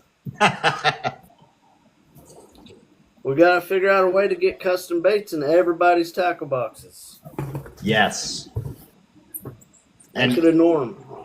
My goodness, what an array of custom baits there are. There he is. He's coming back now. All right, now I'm here. Appreciate you dropping down and letting him in, Joe. Yeah, no problem. Yeah, no, I had to get paperwork anyway, so I'm good. But hey, Uncle Corey, I got one suggestion for you. Yep. You might hit up our friend of ours, Lauren. Everybody has their own logo, right? Everybody has their logo.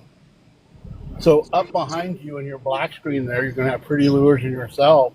And since they're coming up, you should get a sticker and put it get up there so they can see it too. You know, that's who's here. I should get a sticker where? I'm sorry. I did not hear you. You're having your logo built, right? And you're going to have it on the black screen behind you with Pretty Lures. You should have whoever you have up there next to you also.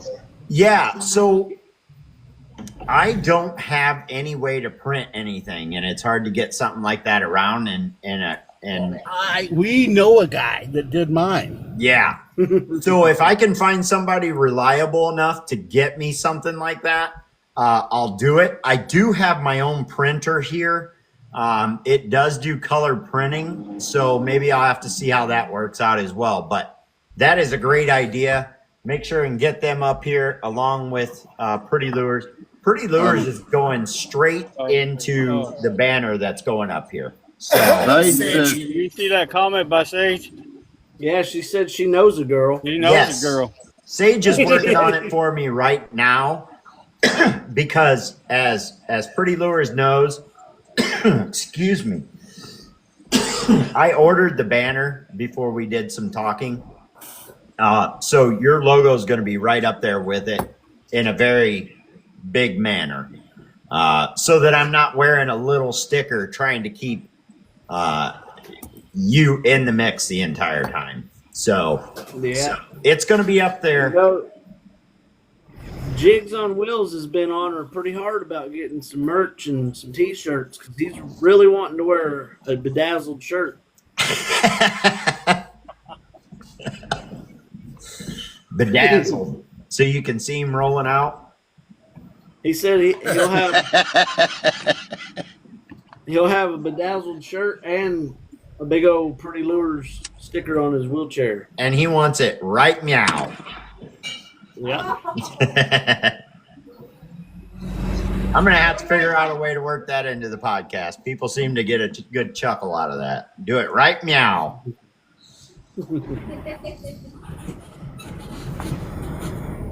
Anybody painting tonight? No. Yeah. I'm not. Well, we know Ephraim's painting. He never stops. My wife painted one. Tying up really? Tying up walleye flies.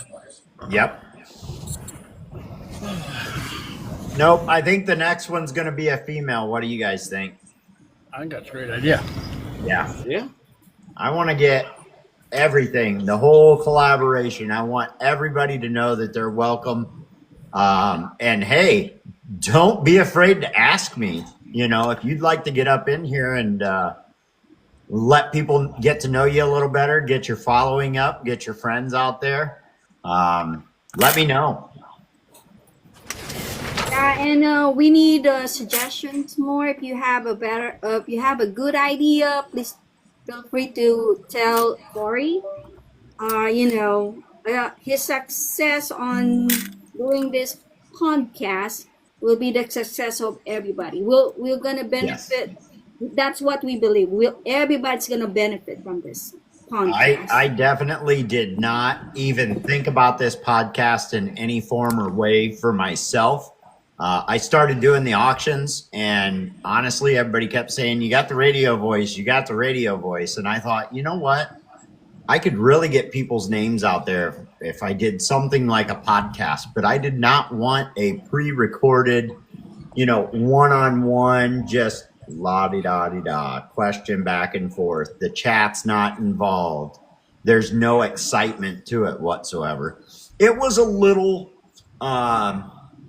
nerve-wracking for me, being my first one, and I wasn't sure how it was going to work out, because I just found out from Hillbilly today. He's like, "Look, dude, I'm going to be out there and fishing. I'm going to bring a tripod but I'm going fishing." And I was like, "What?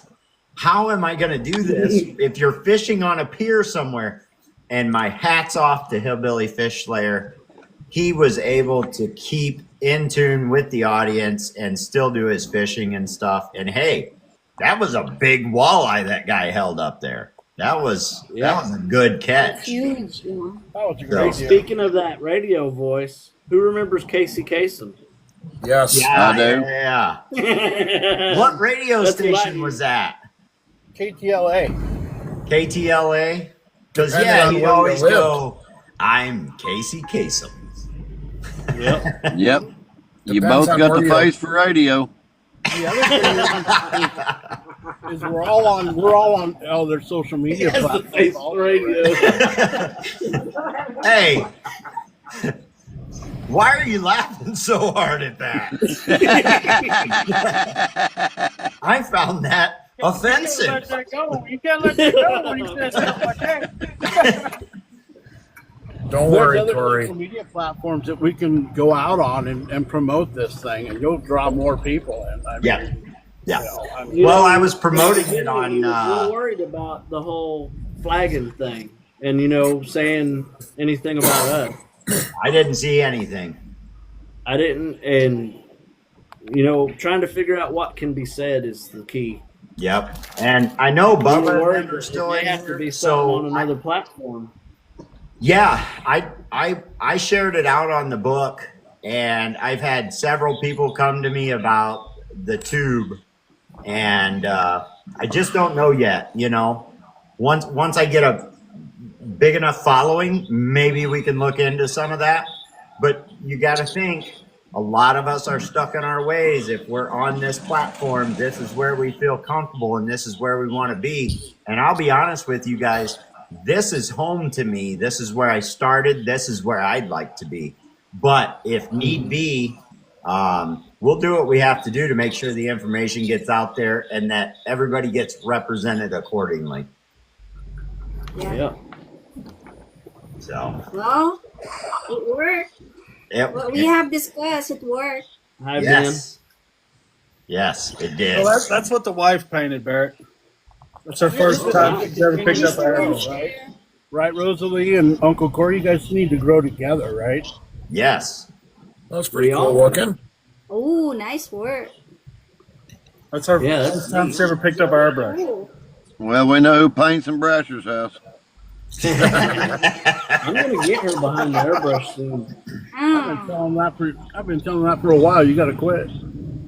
So we might have another one. I don't know.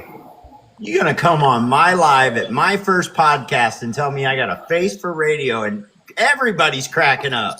What does that say for this face? That's Lauren's.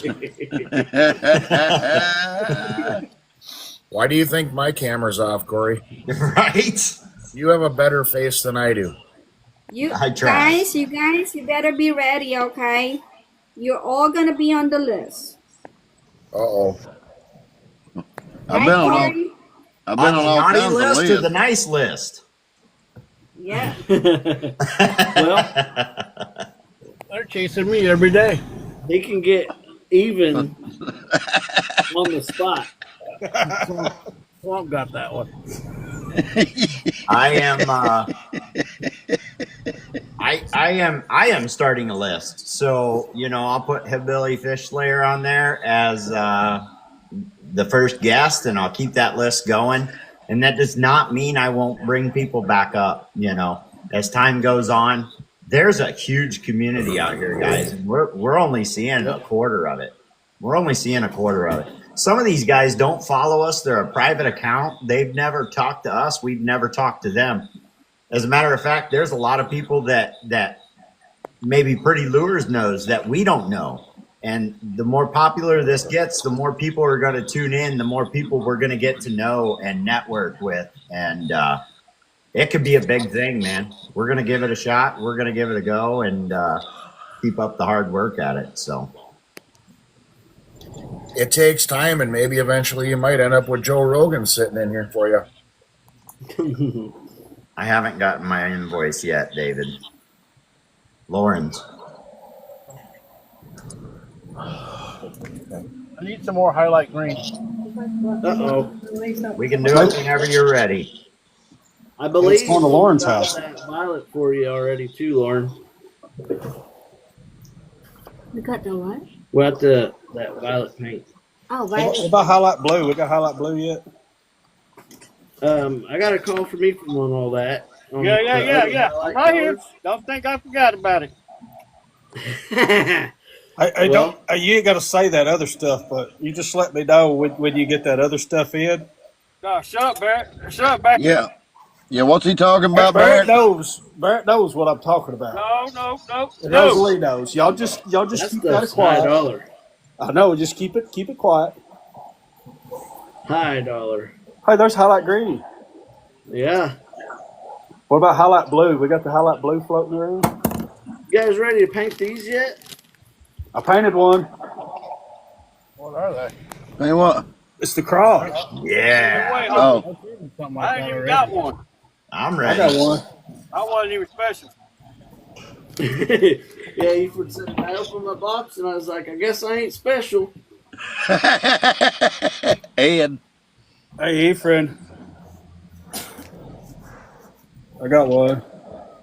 There's only been a couple out there in the wild so far. It's all right. I ain't special. It's okay. Well, you're special. It's just in a different way. It's my Yeah. fault because I got to make more. Those are custom. Yeah. If she'll ever give me the time to do it, It was kind of challenging to figure out how I'm going to do it. Careful, David. Careful. she says I'll have the time in January. Yeah. Well, no, we won't. We'll be fishing. Fishing in when we go to Oklahoma. Yeah. I'll already be here, so. What color's that? Blue spot. Oh. Lauren, what was that purple color, the violet? I want to make sure we got it. It was, what was it called? I ordered it. They shorted us on the fluorescent red, and that's supposed to be on its way. Lauren's getting old. Just send him pink. He'll be all right. He'll be all right too. It was illustration, I think. Pretty excited to check out this yellow green oxide. It's a cool color. That and the frog juice. I sprayed that gold stuff. Now you got to be careful with that. Yeah, and shake it every time. All Yeah. the new ones needs to be shaken good before you spray it. Yep. Pretty Lures. I'll I tell threw it you, on a 1.5. you know how the color shift smells like candy or vape or something. You know, it smells good. Cody tells me that Gauntlet Gold smells like coffee. It's got a distinctive smell. He's old. He couldn't remember. Uncle Corey, we hear you. Because I hate coffee. Yeah. I love coffee. But it don't smell like coffee to me. Let me shake it up again. No wonder. Let me shake it up so I can smell it. He said it smells taste. Hope he ain't eating it. He said it smelled like a coffee vape or something. I'm here. Hey, You going, dude? No. Cool. Ephraim, what does it taste like?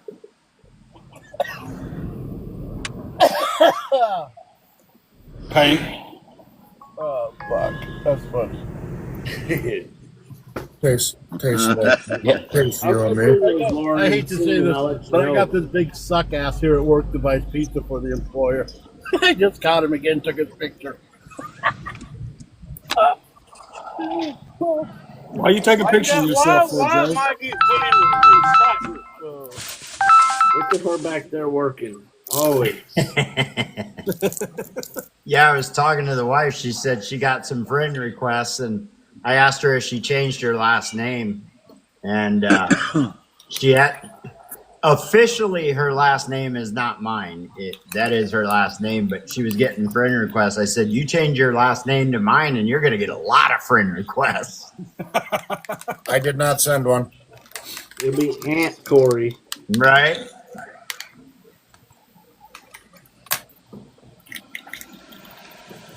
I don't think anybody was out of line or had to get taken out or anything. I think everybody was pretty Went really good. Not yet. Not yet.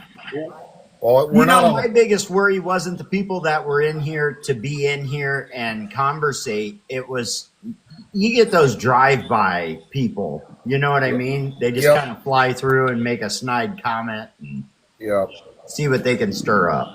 The arse hats. Yeah. Yeah. Lauren says he was on his best behavior. Yeah. That's saying something. There's a first time for everything. That's a miracle. That's a miracle. Sage said I might kick out Every now and then we Bubba. see this go like that.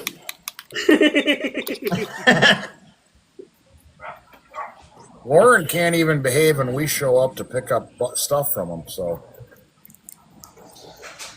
Yeah, that's Lauren. He is behaving. What are you talking about? That's him being nice. It was fun. I know one thing. I spent most of the time on the road watching it. I was trying to have that. Yeah. So Holly was watching while she was driving home from work. Does anybody think there should be a time adjustment? A little later? Maybe a little bit. Yeah, like 7:30 your time. Okay. Yeah, I think interview should last only 25 to 30 minutes, and then 5 minutes of, for the to get ready for the drawing. Yep. Yep. So, yeah. But truth, Lauren, truth. Yeah, just because I was looking at the time, and well, it depends. Sometimes, so we have to set the questions, and you have to be spontaneous about, once he answers each questions, and then give 10 minutes for the audience to do their questions. Yep. And then once 30 minutes is up, then we have to let go of our guests, and then do the 5 minute the drawing. Yep. So. Well, I think it all depends on how into it your guest is, because they may really get into it. Well, here's the thing with him doing what he was doing. Everybody could tell he was itching to be fishing, And Yes. while that's appreciated, I really wanted this one to go well. And I had spoke with him beforehand. Hey, if things are going good, we'll go longer. But I had no idea he was going to be out fishing, and I don't know if he did either. So if things are going good and everybody's entertained and staying in, there's no reason to stop it. We'll just keep going, and we'll definitely get the giveaway in there. And you can take a break and do the giveaway. Yeah, and then just go right back to it. You know, if everybody's still asking questions, great questions out of the chat. You know what I mean? I can write down all the questions I want. It doesn't mean I'll get to them all, or I won't skip one, something like that. I don't want it to be robotic, you know? Uncle Corey. Yeah. Make sure you ask me the golf question. Make sure what? Make sure you ask me the golf question. The golf question?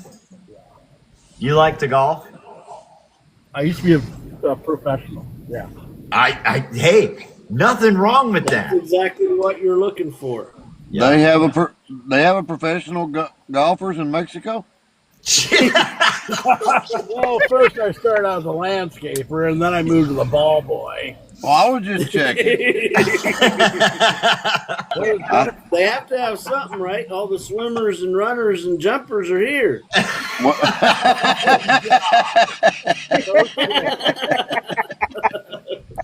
How did Ephraim get here? I just got a violation. Okay, no, I'm just kidding. I was born. I didn't. They said I'm over on 4th of July. Ring, ring, ring. You're with the ball watcher.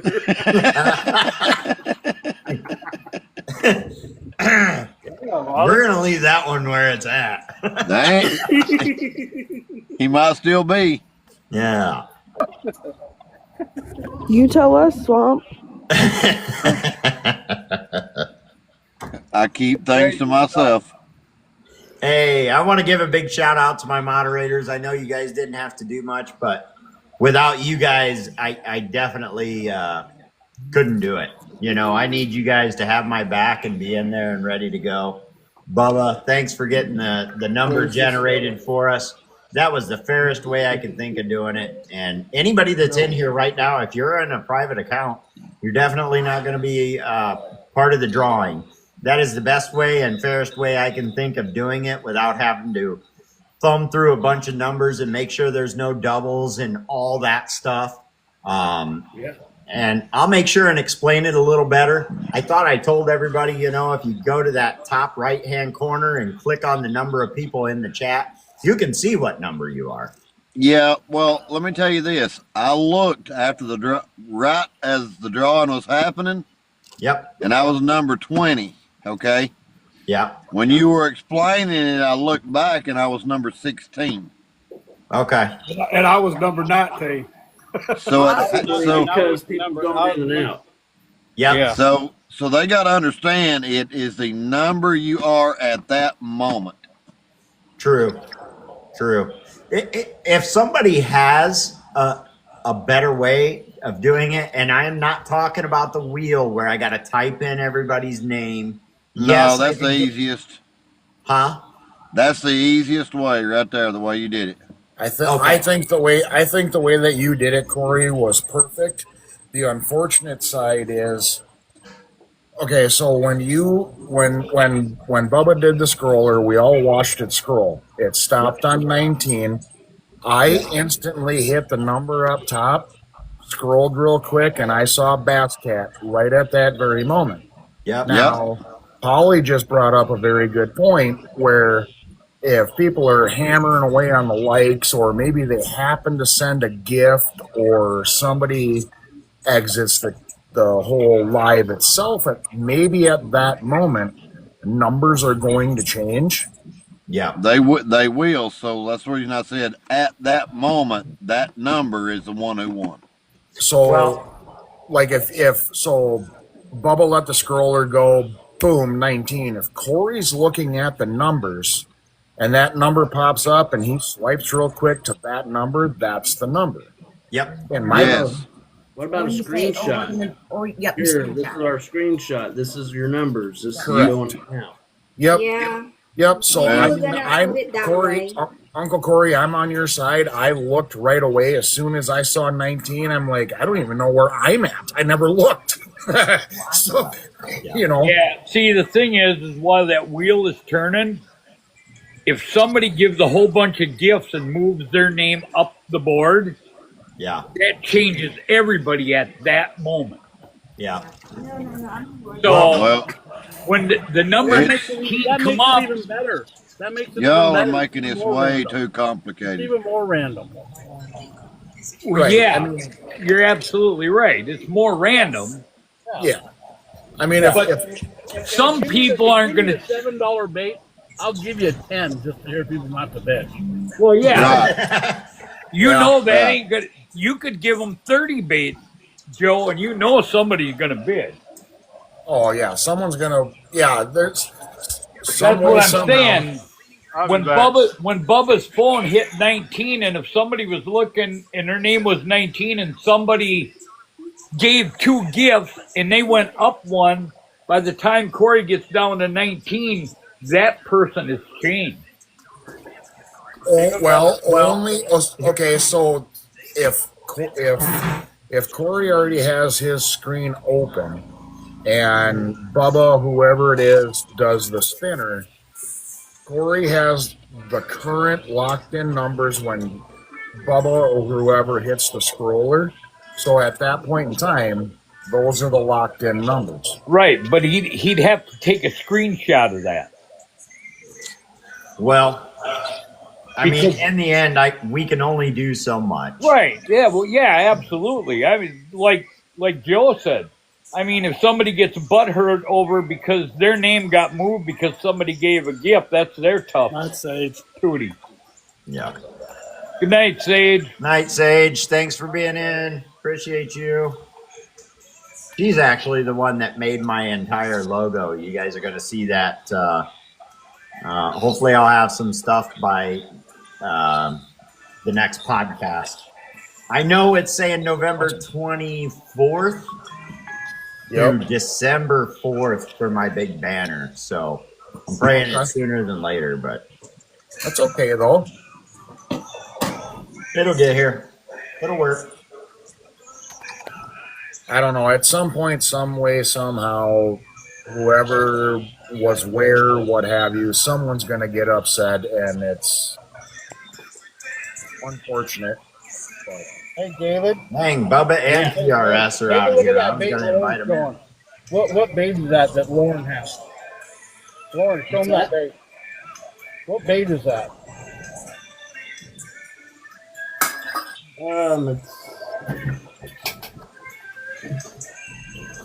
it's going to go freaking deep, I'll tell you that. Oh no! I was thinking it was something else. I was looking at the bill. I thought it was that one at first, but it ain't.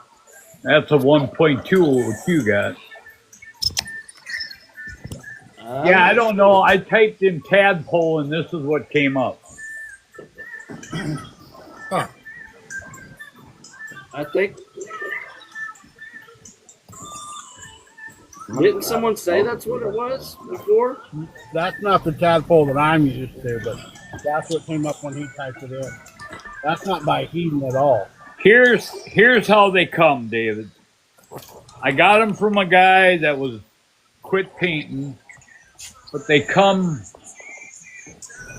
kind of a bone color, the whole base. Throw that in a big box.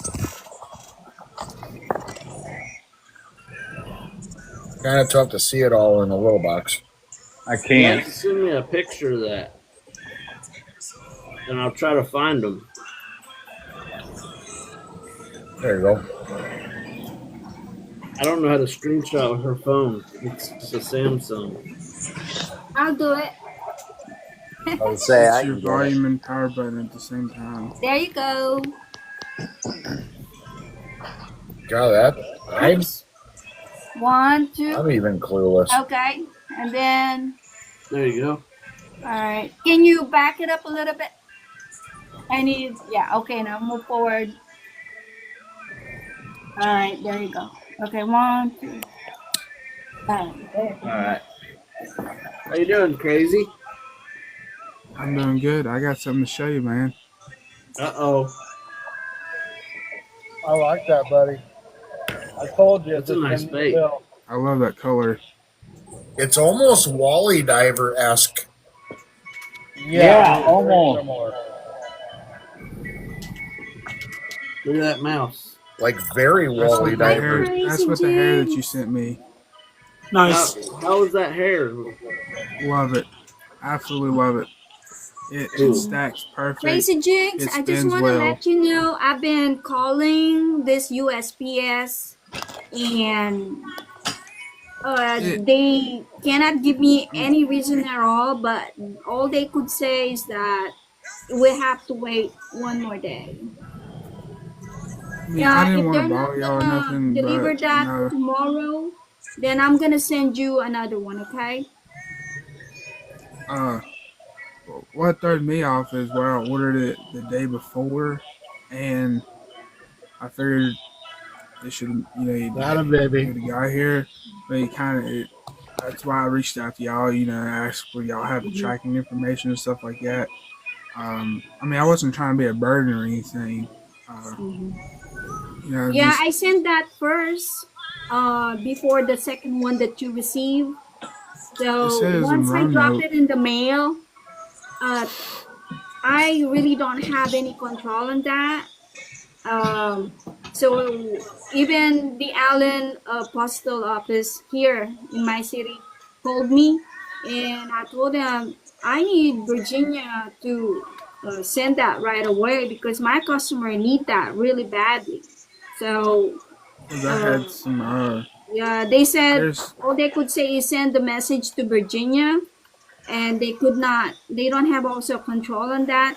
I don't know why you call me. It's supposed to be the Virginia is gonna call me regarding about why. I need to know the reason why they're holding it. Yeah. Nice, Lord. So the only thing they could looks say good. is that allow more time because it's already on its way. So hopefully tomorrow you will get it. Okay. That's a nice, good buddy. looking lipless. Even though I don't Hell like yeah. lipless crankbaits. Nice. Hell yeah. Nice work, bud. Those are currently, Marabou, y'all. Lauren. That blade is currently fire on the St. Croix right now. I like that marabou that y'all have as well. I've been experimenting with it as well. It's really soft. The hair is phenomenal. What are you holding there, Crazy? This is a red, white, and blue marabou jig that I tied with the marabou from Pretty Lures. It's a red, white, and blue speckled head on it. Very nice. Kind of like a pop-up pattern. And then I was seeing how it palmers really well. So I've been playing with it, doing some palmering techniques. Nice. It's extra select. Yeah, it's out. really nice. It's soft. Now that's nice. So here's the mouse. There's the mouse. Work, dude. Nice work. That's an awesome. Cause this one right here, it's the first thing I used the hair on was this right here, and I'm sending this back to y'all. That's awesome. Cool. So, am I the first? I do have a question. Am I the first person to get this deer hair? Yes, you are, because it ain't on the site. Yeah. Yeah, absolutely. I can show you the quality difference if that's all right. This is Waspies. It's a little stiffer. You can feel the difference when you brush it. I mean, it does, but this is like much softer. You can just see that it's softer. Which is that ours? The tanning technique. Yes, this is y'all's. You can see I've used very little of it. You can literally just see the visual difference between the two patches. That So is this softer. is Waspies, You and got a then this blacktail is or Y'all's. a whitetail deer Which too. one you like better? This is Oh. probably the best I've used. I've used a lot of deer hair. I mean, I've used everything from Hairline to Waspy to a few other brands, stuff like that. But Mhm. I like the color of this. This natural color works really good for muddlers, mouses. When I do my Mhm. hopper patterns like this. Sent you a follow, Benster. I didn't know I wasn't following you yet. Well, So whenever we ordered it, I got black, white, 3 colors of brown, and I got it with you in mind. Like I was like, I got to get some deer hair for Crazy. It's absolute phenomenal deer hair. It's definitely select. Like it's a good select hair. Is that belly fur or is it back fur? The selection of colors It's, too. Belly hair is a little bit stiffer. This So is the patch that you got from them it's more back body hair. Body, yeah. Body hair is a little bit shorter fibers. It's a little bit more softer. It's more coarser, which is really good for spinning and stacking. Yep. Body hair is good for filling in. It's good for wings. The belly hair. So like if I want to tie something like a mayfly, or a royal wolf, the belly hair works a little bit better because it's stiffer fibers, which makes for really good wings. Yep. If I'm stacking or spinning, this body hair. Yep. So, did you get your jigs, Wolf? I hope you did, man. I hope you like them.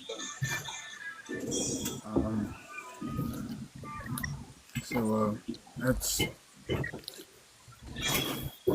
I just had tied a muddler variation with this hair. Welcome in, everybody. Everybody's welcome up in a box. If you want up in a box, request. Oh, hey, Corey's back. Oh, hi, Wolfram. My buddy got some feathers for you. He's got a buddy that pheasant hunts, and I use a lot of pheasant feathers, turkey feathers, peacock herl, peacock eyes. The peacock eyes are really good for tying smaller flies, where it's smaller fibers, swallowtails. Do you need pheasant feathers? Well, I've got You ready to show some other? worth. Yeah. I use a lot of that stuff. So do you need pheasant feathers or no? Rosalie? I got a few, but I use them for nymph patterns and stonefly patterns. I use them for making knotted legs. Oh, why my face is so red? Maybe, yeah, it's kind of hot here, honey. Maybe turn down the temperature. Make it cold. Sorry. Oh, she's packing things up. It's getting hot in here. Yeah. I don't want any leak on your paints, you know? Yeah. I know how that feels, and especially if there's other products with this paint, I know the big hassle that it may affect other lures. I don't want that to happen. So, because it's gonna waste your time, it's gonna waste our money as well, you know, because we have to replace those. So, and of course, it's not your fault, not our fault, but that's why I make sure everything is sold out. So, if Ephraim is having a hard time removing all the all the paint, Oh, there it is. Oh, is that the black? Yeah. Oh man. I sent you a follow there, So Wolf Range. far, I only have like a one incident of Is that leak Carl paint, Orange? and that was with Ethan. Ooh, olive. With other customers, I did not hear any Oh, I like a incident tan. at all. And So I'm glad. So ooh, white. That's deer belly Well, hair. show me the. here, come here. That's Look at Sophia. that belly hair, so lower that's line. really good for your wing patterns. Oh, one. Yeah. Holy shit, that's badass. This is a really cool color here. There's 3 colors of natural brown. You have tans, creams, dark browns, natural browns. You have some. Oh, I love that crawdad orange. Those work really good. Do you have fox squirrel tails? We have squirrel tails. The foxtail. I can Not probably pine get it. squirrel or gray squirrel. Foxtails, I'm trying to find. See that color makes really good hoppers in a tan pattern, which works really good in the early season and also the late season, especially from the late summer or going into the fall. The brown pattern hoppers work really well in the rivers and streams for trout and smallmouth because the color starts shifting. This is dun gray. That's a really good color. See, That'd be a that good color match works right really there. good. It's basically kind of a resemblance of what this is. But see, that's more of a lighter gray than what this is. So that right there makes really good Tom Thumbs, which is a dry fly. Also makes really good for comparisons. So if you're trying to make a dun pattern, that works really, really well. Welcome in, buddy.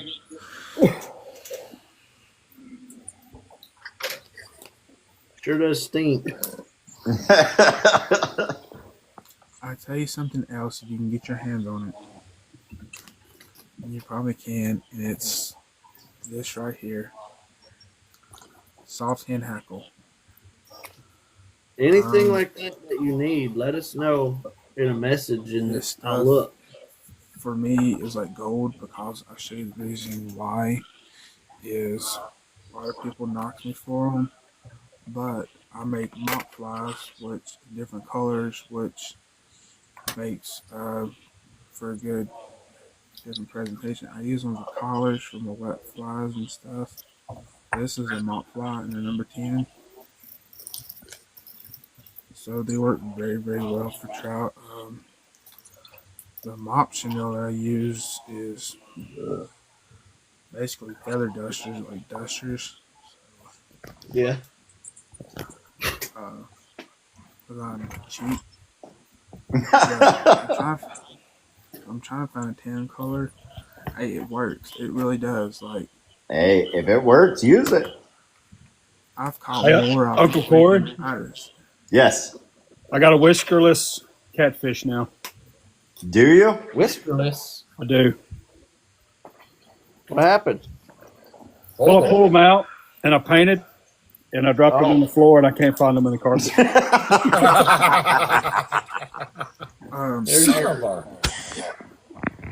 Squirrel tails. I can show you a representation on how the. There you go. Hey. That's gray squirrel. Hang on just a second, Brasher. No whiskers. I found this one. We hit a squirrel going down the road, and I stopped and cut the squirrel off. I kind of like it without the whiskers, but you'll find them. No, I won't either. You can You make think them. I'm gonna find it? Look at that carpet. Monofilament. I ain't finding that. You can make them out of. All it is monofilament. Oh, is that squirrel tail? Oh, that's foxtail. Is that orange? It is red fox. Alright, bro. Holy shit. And this We got there, is gray Brasher. fox. Yes, I. See, I did. The red fox works really good for craw patterns. Thanks, Dreamer. Reddish orange. And black. Hey, Dreamer. Or whoever it was. sent those. Appreciate you. I got something to everybody. show We're you just guys. chatting. What's that? I'm sorry. So I'm gonna show you the difference on how it spins because this stuff is the El Cheapo hair. Oh, son of a damn it! Son of a. Look at the size of that box. Is that my box?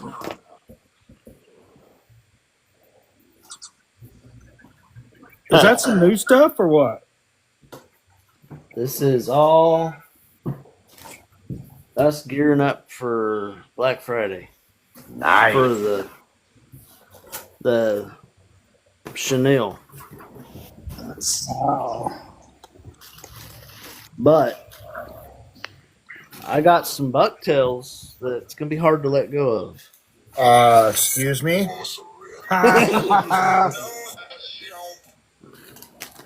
We got time. You guys want to see a sneak peek of a new one? Yeah, always. Ooh, Oh wow! I love that color. This one ain't even released yet.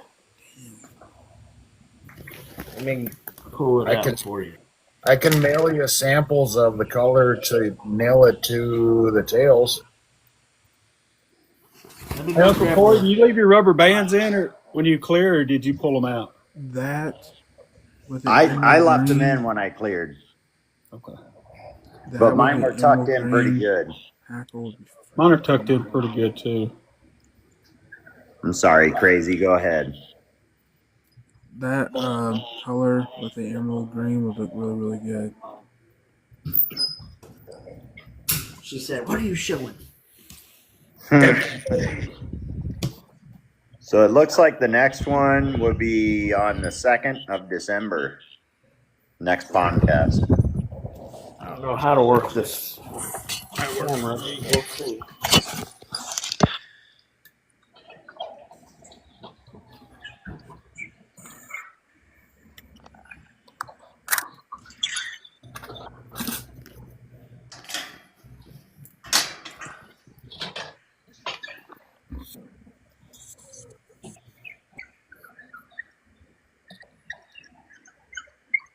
This is called Emerald Flash. And if you look, it's got a little bit of a blue sparkle in it.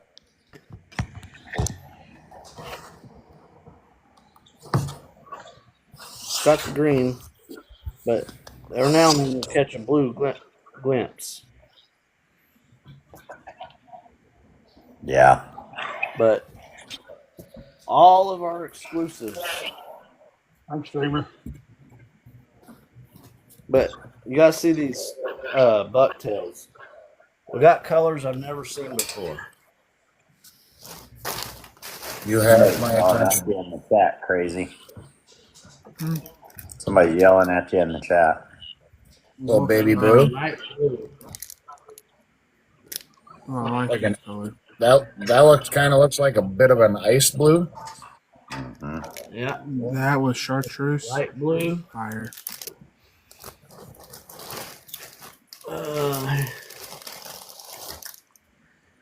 Dark lavender.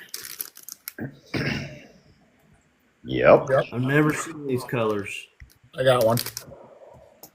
I like it lavender. Then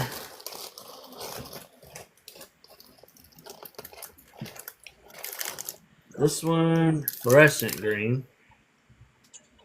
It That looks light more like blue, that chartreuse to fluorescent me. green would be perfect. Aqua. Ooh. I have an idea. Okay. Sorry. This is fluorescent fire orange.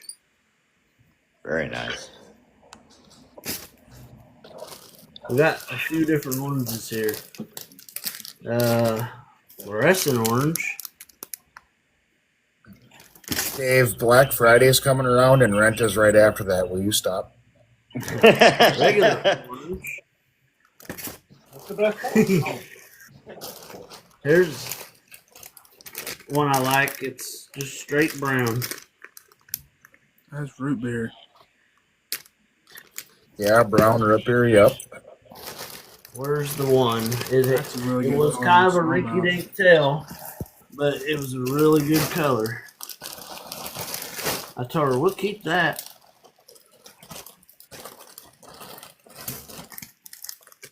They're calling it tan, and it looks like chocolate milk to me. Natural. Love that color.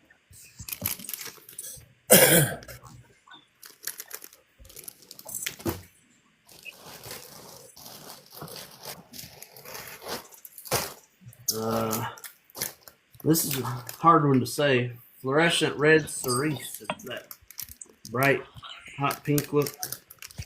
Yep. Wow, that's weird looking. Dun gray.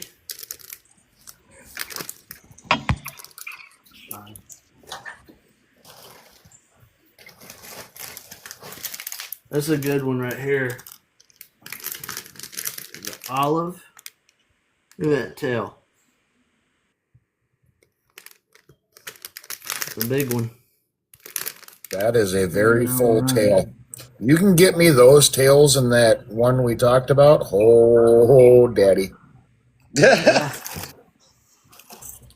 Well, it's sitting there. The color's sitting there in my picture right now, so close. Close adjacent. Yep. I'm trying. All right, I'm gonna get out there. All right, Brasher. Appreciate you coming in, buddy. All right, we'll see y'all. See ya. That's a good tail.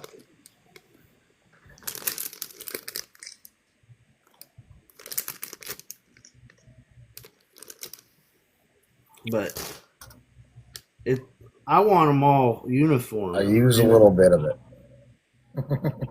Yeah, you do. I'd rather see them all that big. I don't want rinky dink. We got one that was really pitiful. You're gonna laugh.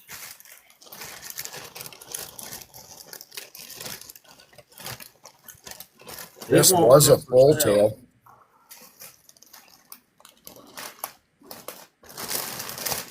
Was. Now I'm plucking stuff off of for the walleye flies. This one's mint green.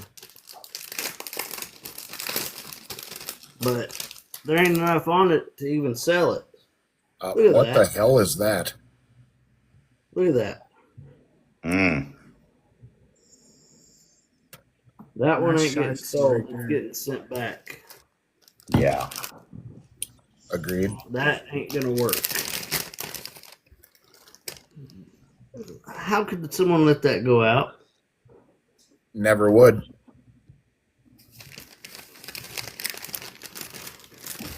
Yeah. Go back, pile. Get it back. They don't know, I guess, that I'm picky, and I expect my customers to be picky too. Yeah. You know, if it ain't good enough for me, it's definitely not going to be good enough for you guys. What's up, Miss Chipper?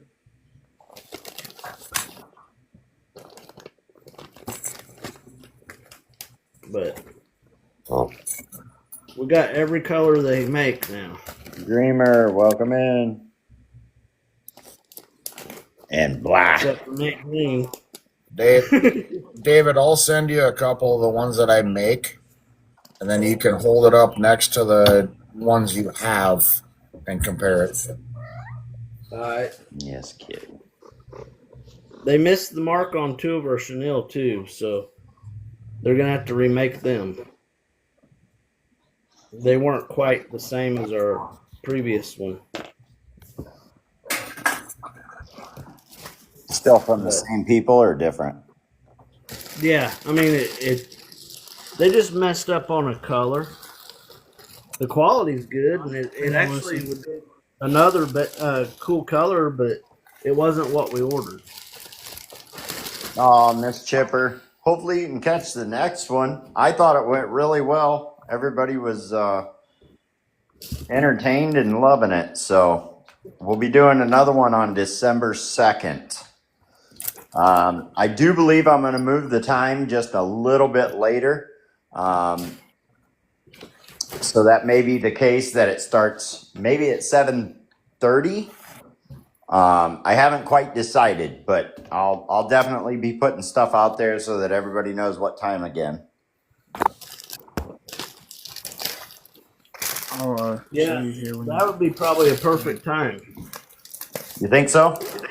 Yeah. Well, that might be what I do. 7:30. Because that I'll ain't show you too here in late, a it minute. ain't too early. Yeah. The difference between the two hairs.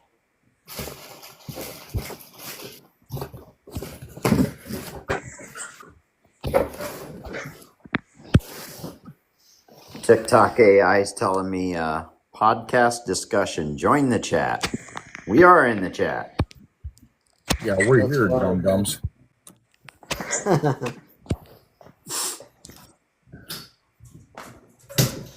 Big, full, fluffy. Whoops. And I stabbed myself at the same time. Hey, you're taking the time in your podcast or what? No. Are they okay?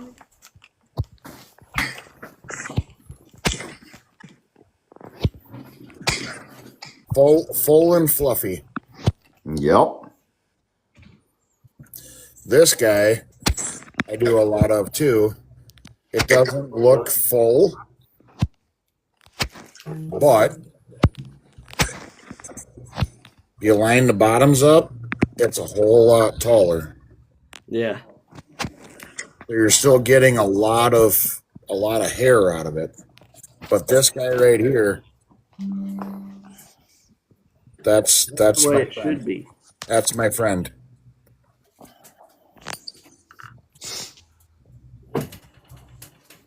I mean, just saying. This back stuff right here, the darker stuff, is kind of like I throw it in as a highlight, or not, well, a low light, if you will. Mm-hmm. So you end up getting a little bit of dark, a lot of the light. I got a question for you. I might have an answer. How many times you run that hook through your hand just brushing that fur down? Well, Sunday I was tying those. I need to print. And I bled twice. Yeah, there you go. Well, those sickle hooks from Victory are unbelievably sticky. So, Okay, I got you. Yeah, and then I got home from I'm not going to go down the rabbit hole of my deer hunting weekend, but I got a voicemail from a guy that purchased jigs from a store that Holly and I are in for the jig side of things. You know, like, hey, I bought the last 2 packs of these from Four Seasons. I was wondering if I could order more, blah, blah, blah. Well, I went from a small order to a much larger order with him. So that was a bonus. But I'm like, well, lucky you. I'm on my way home because if I didn't go home, I was going to strangle either my dad or my uncle. So, but yeah, no, I stabbed myself enough. And right now I'm doing, what size are these? Right now I'm doing 2-aught walleye flies, which I'm kind of contemplating with the way that I like to do things. Right now I'm doing these guys, which would be like my top jig on my 3-way. All trim. Well, I'll just do this. Doink. But drag these on a 2-aught hook. For my upper hook, the bottom hook would be one of those. And see what happens. The downfall is right now on the Mississippi around us, I need to go buy bait, and I really hate buying live bait. Crawlers are one thing, but minnows are my nemesis. Yeah, they're expensive. Oh, before I forget, David, the niece is making me a couple shirts. So the next one, for sure, I will at least have the shirt that has logos and everything on it. So I'm just praying that this big banner gets here. For sure. But you know, she's honestly, doing your logo too, and it'll be pinned up on the banner until I get to where I need to be. Sure. I do miss the signs in the background. I know, and they're my wife's 10 signs. So, I considered for when I'm doing auctions and stuff, I don't put that whole thing up. I considered getting fishing 10 signs for in here because this is the fishing room. Sure. But yeah, she's a 10 sign collector. It doesn't matter if they're new or old. Of course, the old ones are great, but yeah, she started that, and I'm like, cover the wall with them. I don't care, and it looks good. No, I think today went good. I think there's, like you had said, there's always going to be room for growth and improvement and change and what have you. But it's like your first day at the job at a new job. Yep. So my biggest thing today was keep the conversation flowing, keep people entertained, make sure and get the chat interactive with it, see how things go and how things flow. And the questions, I wrote down a ton of questions. I knew I wouldn't get to them all because the point of it was to keep the conversation going, not so much keep it on point with just my questions. And the chat was live and active, and I think it went really well for the first one, even with a couple hiccups. I was trying to read some notes and get to the next question, and I was having that kind of brain fog, but you'll have that. I'm okay with it. For sure. I mean, I can relate to where Hillbilly was. Like, he's there for you and all of us that are out there, right?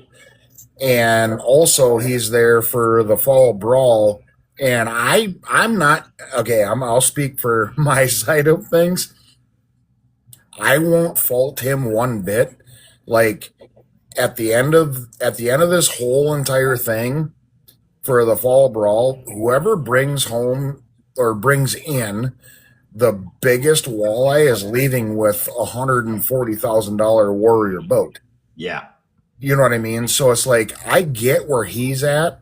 So I can't, like, me personally, I can't fault him for wanting to do that. I can't fault him for the distraction of things. The walleye that guy got, that was a nice walleye. I mean, me personally, I would say that was somewhere between 5 to 7 pounds, which is not a winning fish. I mean, we're all fishing enthusiasts, so that part didn't bother me.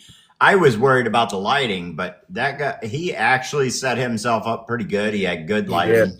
He wasn't just trying to wear a headlamp shining on himself. It worked out. It worked out better than I thought when I was told at I forget what time it was.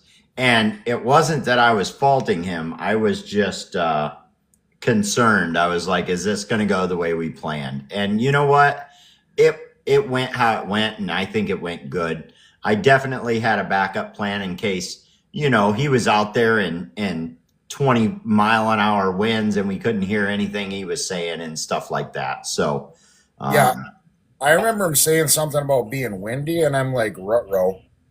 Yeah, well, he told me he's been out there before, and I talked to a few other people who said he has been on his live before. He's got good connection out there, and he wears his headset so you don't hear that wind. And I don't know about you guys, but I didn't hear much wind. I know he was a little distracted. How couldn't you be when you're out there with all your buddies fishing? But For sure. all in all, I greatly appreciate him coming in and still sticking with what we planned on, and it went good. I think it went well. I mean, it's at the end of the day, it's a new adventure, and I said it earlier. Rome wasn't built in a day. Yep. And I enjoyed myself. Good. Yeah, it's fun. I don't know if you thought about it, but you can go back to your live and get your highlights and post those. Yep. Oh, I commented highlight in there, and I don't even remember what it was. Yeah. You can be making, like, people aware this happens. They won't even know it ever happened, maybe, and they can see it on your page. I think what I'm also going to do is put you in for the highlights. That way, if there's something you want to grab out of it, you can. I just realized, I knew I would get the highlights, but I just realized that I can share it with the whole audience or with certain people. Like just the moderators can review all the highlights, or just the person I choose, or just me. So I think I'm going to look into doing that, because I'm sure there's stuff you can pull out of a live at some point and use. Yeah. I think the highlight side of it is host only, maybe. It's not. Oh, it's not? No. Oh, okay. No. Nope, I looked into it. Awesome. Yeah, that's what I said. I was like, oh, I can share it with people. Well, I guess what I was saying is when you're reviewing things, you're going to be the one that's, can share this, that, or the other.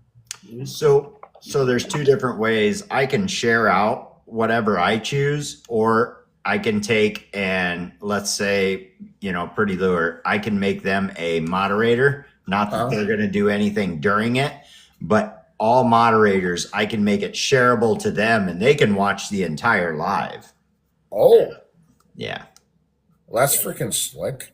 And then he can, or whoever can, pull clips out of it. It'll give you a timeline, and you can pull clips out of it. Sure. Oh, that's sick. I feel you, man. I'm getting tired myself. I do. I think I'm not going to be on too much longer, but I do appreciate everybody coming in. Even just the few of us that are left kind of doing the chatting. I mean, that lets everybody else come in and kind of hear what's going on and see some stuff. I know Crazy's down there making some jigs, and Northern has some up there, and I'm shitting the bed on this one I'm doing right now. I got hair falling out everywhere that I wasn't ready for. You're going to get with Bass Cat personally, correct? Okay. Yeah. So I'll just leave that at that and leave it up to you. And unless I hear something from either one of you, I'll just keep my nose out of it. Safety I'll third. show you, Barrett, the difference between the two hairs, if you'd like to see the quality difference. Sure. You got them now? I'm gonna Is that what you're wanting to do? With the non-Pretty Lures. This is Waspy, I believe. It's a little bit stiffer, and then what Pretty Lure has. It's soft, but it's a little bit stiffer. The fibers are. That can come from deer to deer, so I'm not sure if it'll all be that way. You know what I mean? Main thing is on how it spins. That's especially when you buy body hair. you want something that's going to spin properly. So I got a little tuft of hair. So you see how when I put pressure on it, it don't roll the way I like it. Then I have to fold back.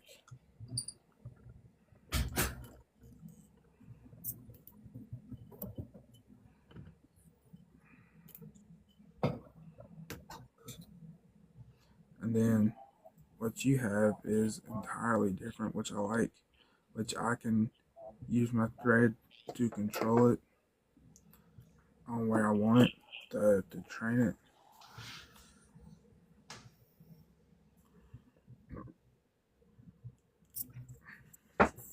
Shucks. I pull out about the same size clump. What I like about this, it's the fibers are a little bit more hollow, kind of like elk hair. So when I stack it, you can watch it bush out more. That bushes out more and it stands up. That's what you want in a good deer hair. It almost does it for you. If you lay your thread right and you control it properly, it'll bush out. So this is really, it's really good hair. So it shows you the difference between two hairs. See, this is a little bit stiffer than this. But the fibers are smaller in diameter. This right here would be alright for some patterns. This right here would be something I use probably 90% of the time over this right here. Especially when I don't know if you know patterns and things like that. She started a shadow box for that stuff because people have been sending her things, customers and stuff, and she wants to keep them all in her shadow box. This is definitely coming to you. Yeah, that's awesome. Hey, I showed. I bet your granddaughter will love that. The mouse. I showed my wife that, and she is not a mouse person. I'm like, look how realistic this thing is, and I would take this as a compliment. She looked at it and she goes, "Ooh, gross," because it looks good. I think the first time you showed some of these mice that you do, I don't think anything was sold in the auction. And I think you kind of shied away from it, but that's something you need to continue to put up, man. That's really neat. Now this is something else I enjoy doing is tying craft fur streamers. This is probably my favorite things to tie this stuff like this. Because I really love working with craft fur. It's a little messy, but you have the undercoating on it, like a hair, like you know how a dog has your main coat, and you have the undercoat that has an undercoat on it. But you just fluff it out and then stack it and do what you need to do with it. And it has its time and place like anything. If I'm fishing really cold water, I like natural fibers. If I'm fishing warm waters, I like a synthetic fiber because it has more movement to it. So that's where the difference between the two shines. Like, I didn't know if you knew we carry the streamer hackles now. neck hackle. See, this is a craft fur bucktail pattern. I use in the rivers for smallmouth.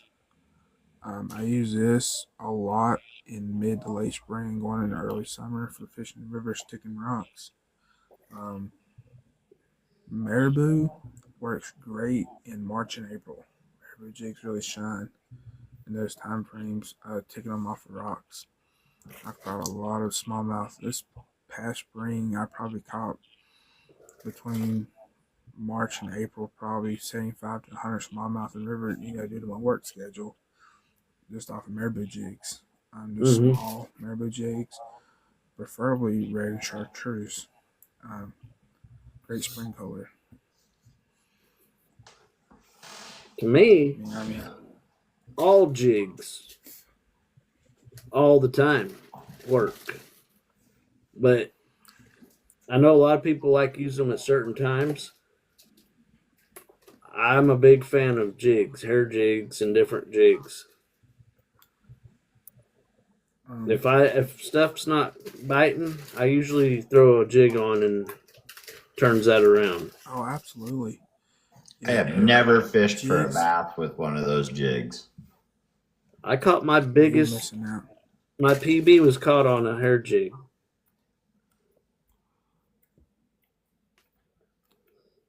And that's what got me bait making. In fact, America. Red, white, and blue, speckled head. You know, this is probably the softest freaking red bro ever. I'm gonna have to get with you on a good, probably two, a largemouth and smallmouth, whatever would catch both, and try and use one this summer. I'll send you some, Corey. You'll send me some? Yep. I'll try them. It's a great color. There's been a lot of tournaments won on a hair jig that wasn't announced. Put it that way. Okay, so that's why I'm doing what I'm doing over here, because by us.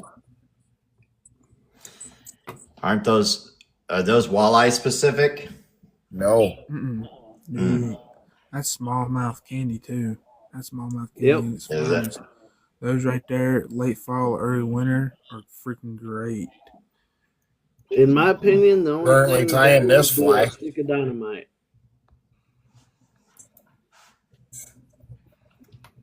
Yeah. I got more to add to it. I'm gonna, but that right there, I need to make probably 4, 5, 6 dozen more, because they're gonna fly off those pegs. Now, I used that style, but we were walleye fishing. Exactly. Yep. Yeah. Everything around me, everybody that I'm acquainted with, and things of that nature, we're walleye guys. Right. Now I do have another. I do have another buddy that prefers that.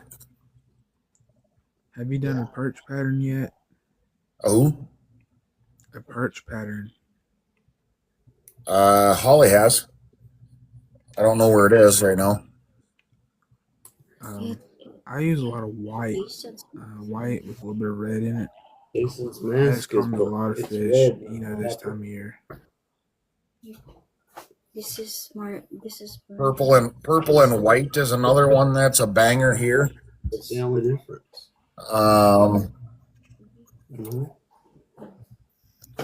I make a teardrop in this disco gold orange. Ow. See, I'm bleeding. You're bleeding. Gonna be. I probably am.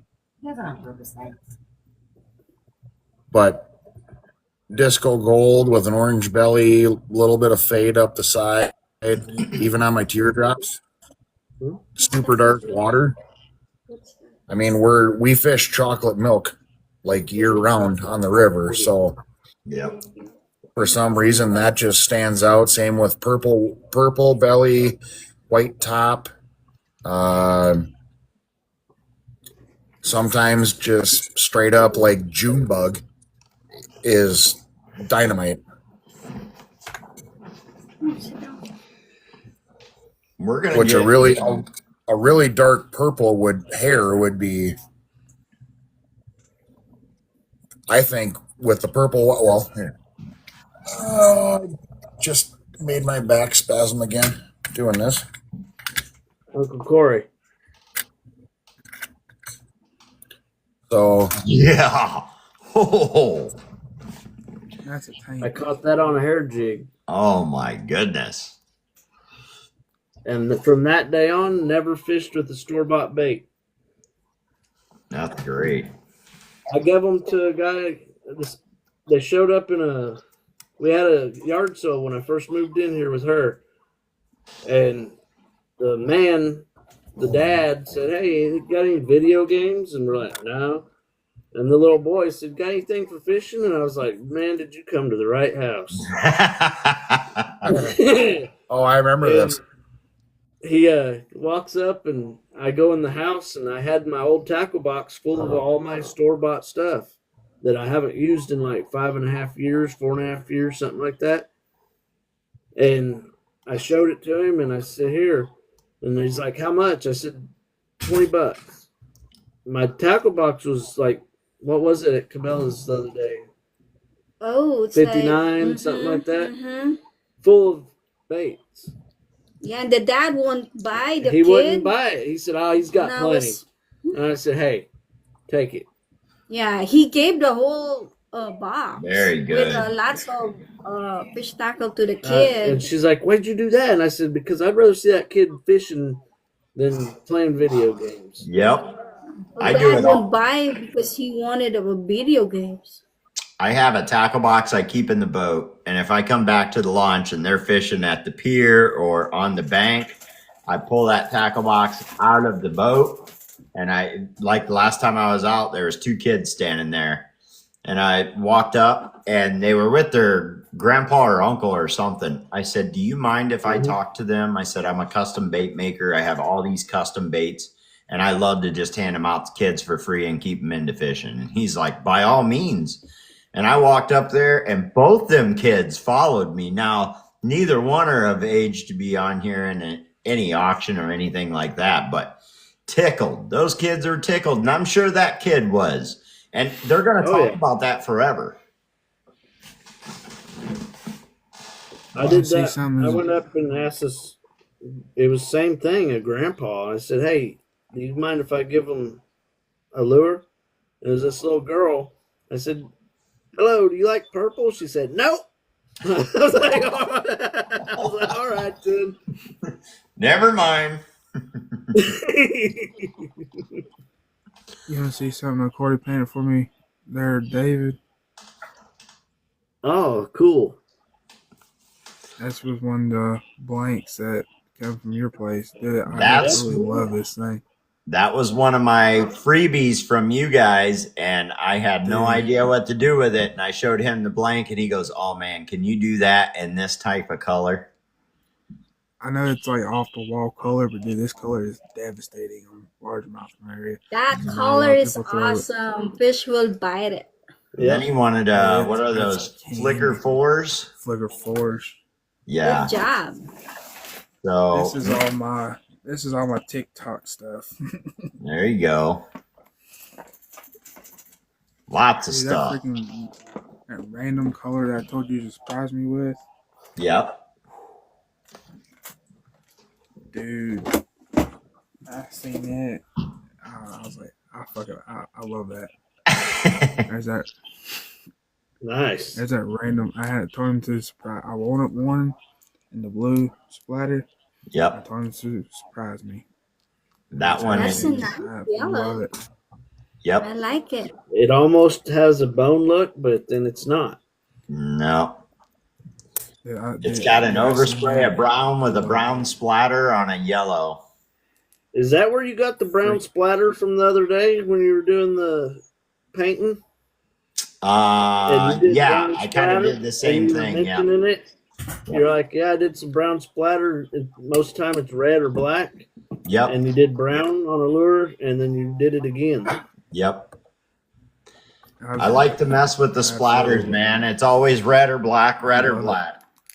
I love a splatter. I like a bone, not quite a bone. I like a shade lighter than a bone with a black splatter on it.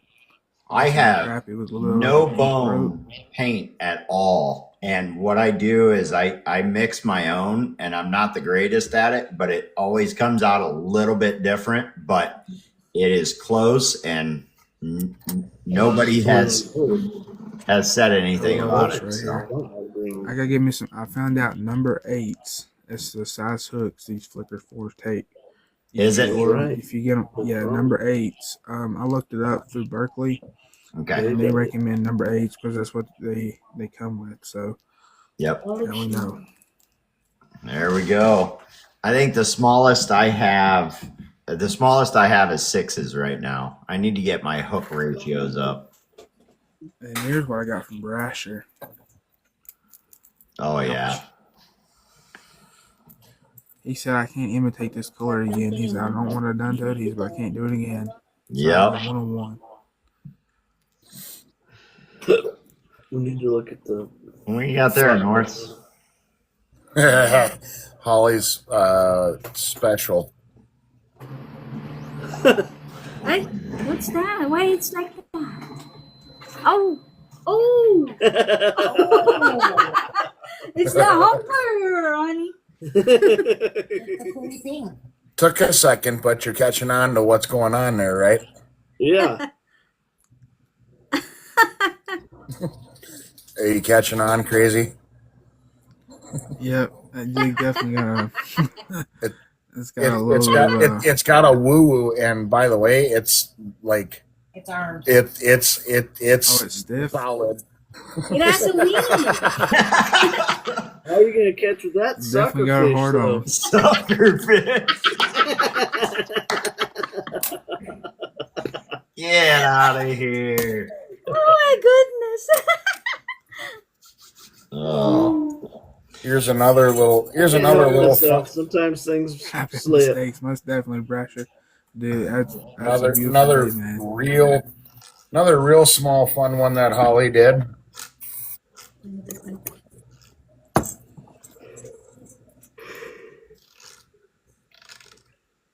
That looks I like good. that. Dude, freaking trout would slay that right there, bro. A brown trout would Do eat that you up. need to go live and with Holly and you guys do some tying? I haven't tried yet. I need to practice. I know. That's how you do it. I got Hold on, my I gotta advice get this over there ball for her and back in there. everything. It ain't like Hey, you you wanna can't get your own vice. We have a lot of We got vices. enough. You got a couple over If there? anybody knows someone that wants to get a nice vice, we Yeah, got tons. we have 6 vices right now. 4 have been sold, so Very nice. we have I like that remaining color. 6 vices. It's kind of like a clouser pattern in essence. Yep.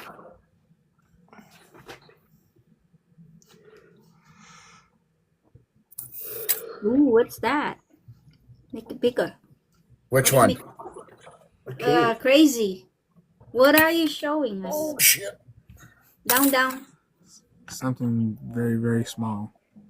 down, down. There you That's go. what she said. Oh, he froze up. There he is. If you bring it a little closer to the camera and put your hand behind it, you'll see it. Yeah, do that. There you go. That is tiny. Yeah, it's tied. That's tied on a number 18 draw fly. Great. Little bitty hooks. Mm-hmm. They make them smaller than that. The smallest one, Can't the believe smallest one I made is have the size. a great eyesight in the muddy water. I You took see her to that? Cabela's and was showing her some of the flies and stuff and how little some of them are. And she's like, "What would you catch with that?" I said, "You could catch a big old fish with that." Mm-hmm. It's amazing Tell you too. something. He's like, "How do the fish see it?" Sometimes you don't need a big worm, There you go. Nope. Oh, Look at that. That's and cool. that's Look where like I a get lucky. butterfly. That's where I'm lucky. Look at the wings. Is that Yeah, a it's called 22? That's a number 12 draw fly Adams. Oh, a 12. Okay. Number 14 to number 16s are probably my two most comparable sizes. If I tie nymphs, 12s to 16s, streamers are number 12s to 10s. I don't tie nothing over a 10 unless I'm tying stuff for bass. Trying to get back to March. I think we're gonna have to hop off. Yep, that's where I'm headed. It's 8:40 here. It's I gotta help her finish these orders. Yep. Or we'll be in here till 2 in the morning. I think I'm gonna follow you. Are you showing? Are you doing a live tying crazy jigs? You already do following. Oh, am I following? Yeah. Okay. That jig I was showing you clearly works. Yeah, it does. Very nice. The one that has a wall. No, that's not it. That's I used that to tell them what color bucktail we wanted. Yeah. No, he showed something weird. Yeah. It ain't weird. All right. I do appreciate everybody coming in and sticking around. I am going to shut her down for the night. I'm going to give me a little something to eat, and then it is definitely my bedtime. Congratulations, Corey. Thank Thank you you. for your for your who are this the behind you, who are they? The banner. No. These people who make this things go smoothly. Who are your moderators? Moderators. There you go. Yeah. Yeah. Thank you for their help. I appreciate it. For sure. Right. I appreciate you guys. I appreciate the moderators and everybody that came in. I hope you all enjoy your evening. You as well, Corey. See you tomorrow. See ya. Okay. Good night. Thank you.